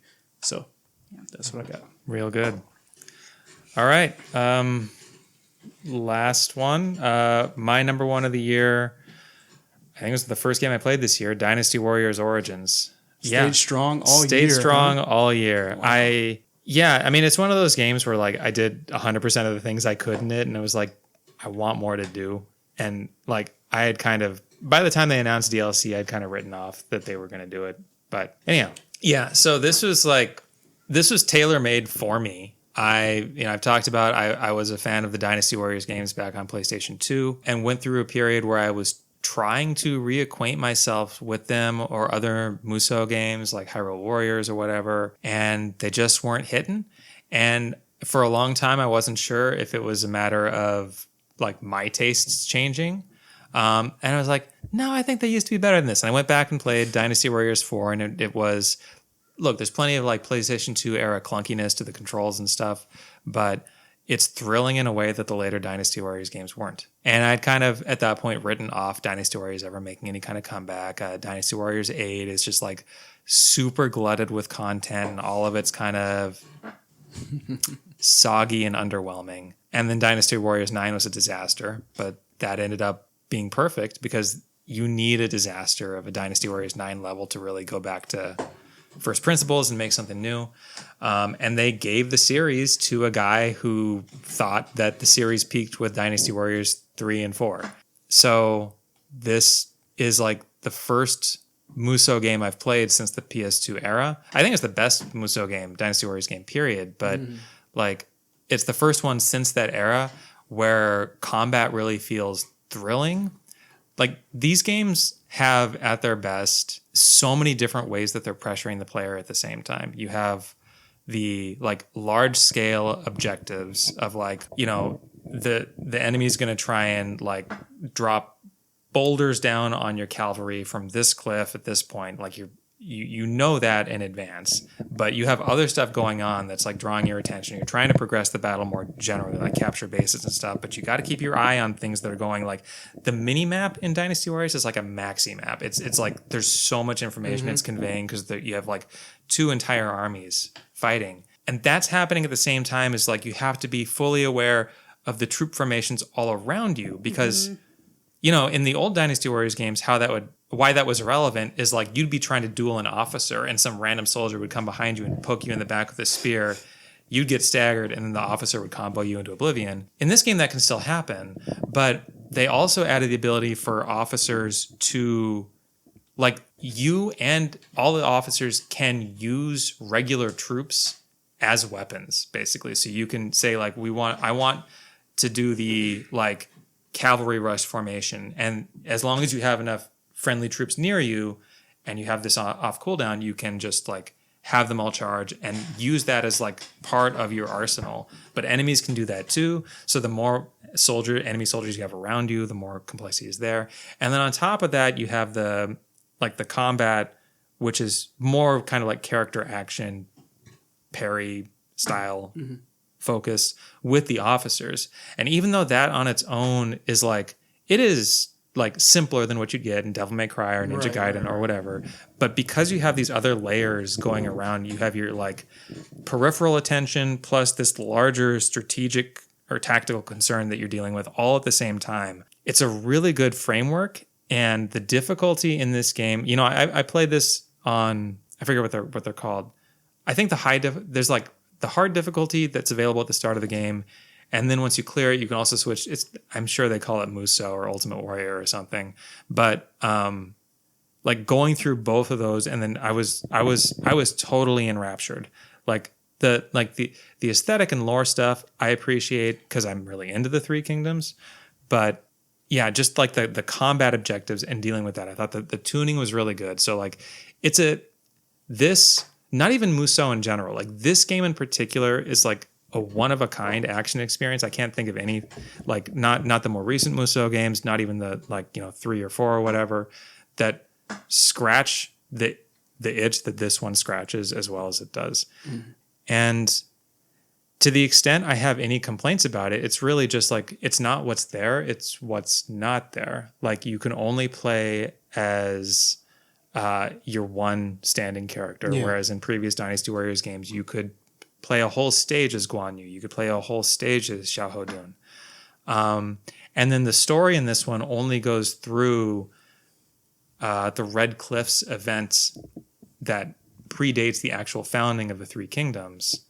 So it cuts off the story in like 2008 versus like, I think Dynasty Warriors 3 or 4 ends in like 230 or something like that. So there's a lot more battles that happen. There's a lot more story And it makes sense for the kind of story they're telling here because all of the original players in the story are still basically relevant through the events of the Red Cliff fight that happens in this game. But the plus side of them doing what they do in this game is that compared to every other Musou game, you have a lot more focus on like smaller battles, smaller objectives, and every one of the characters that is in the game actually has a chance to shine and have, look, it's not Clair Obscur, but like a lot, you have like actual character arcs and you can get to know the actual officers in a way that just was never really practical in the past Dynasty Warriors games. Yeah, and look, this does fundamentally just come down to, on the one hand,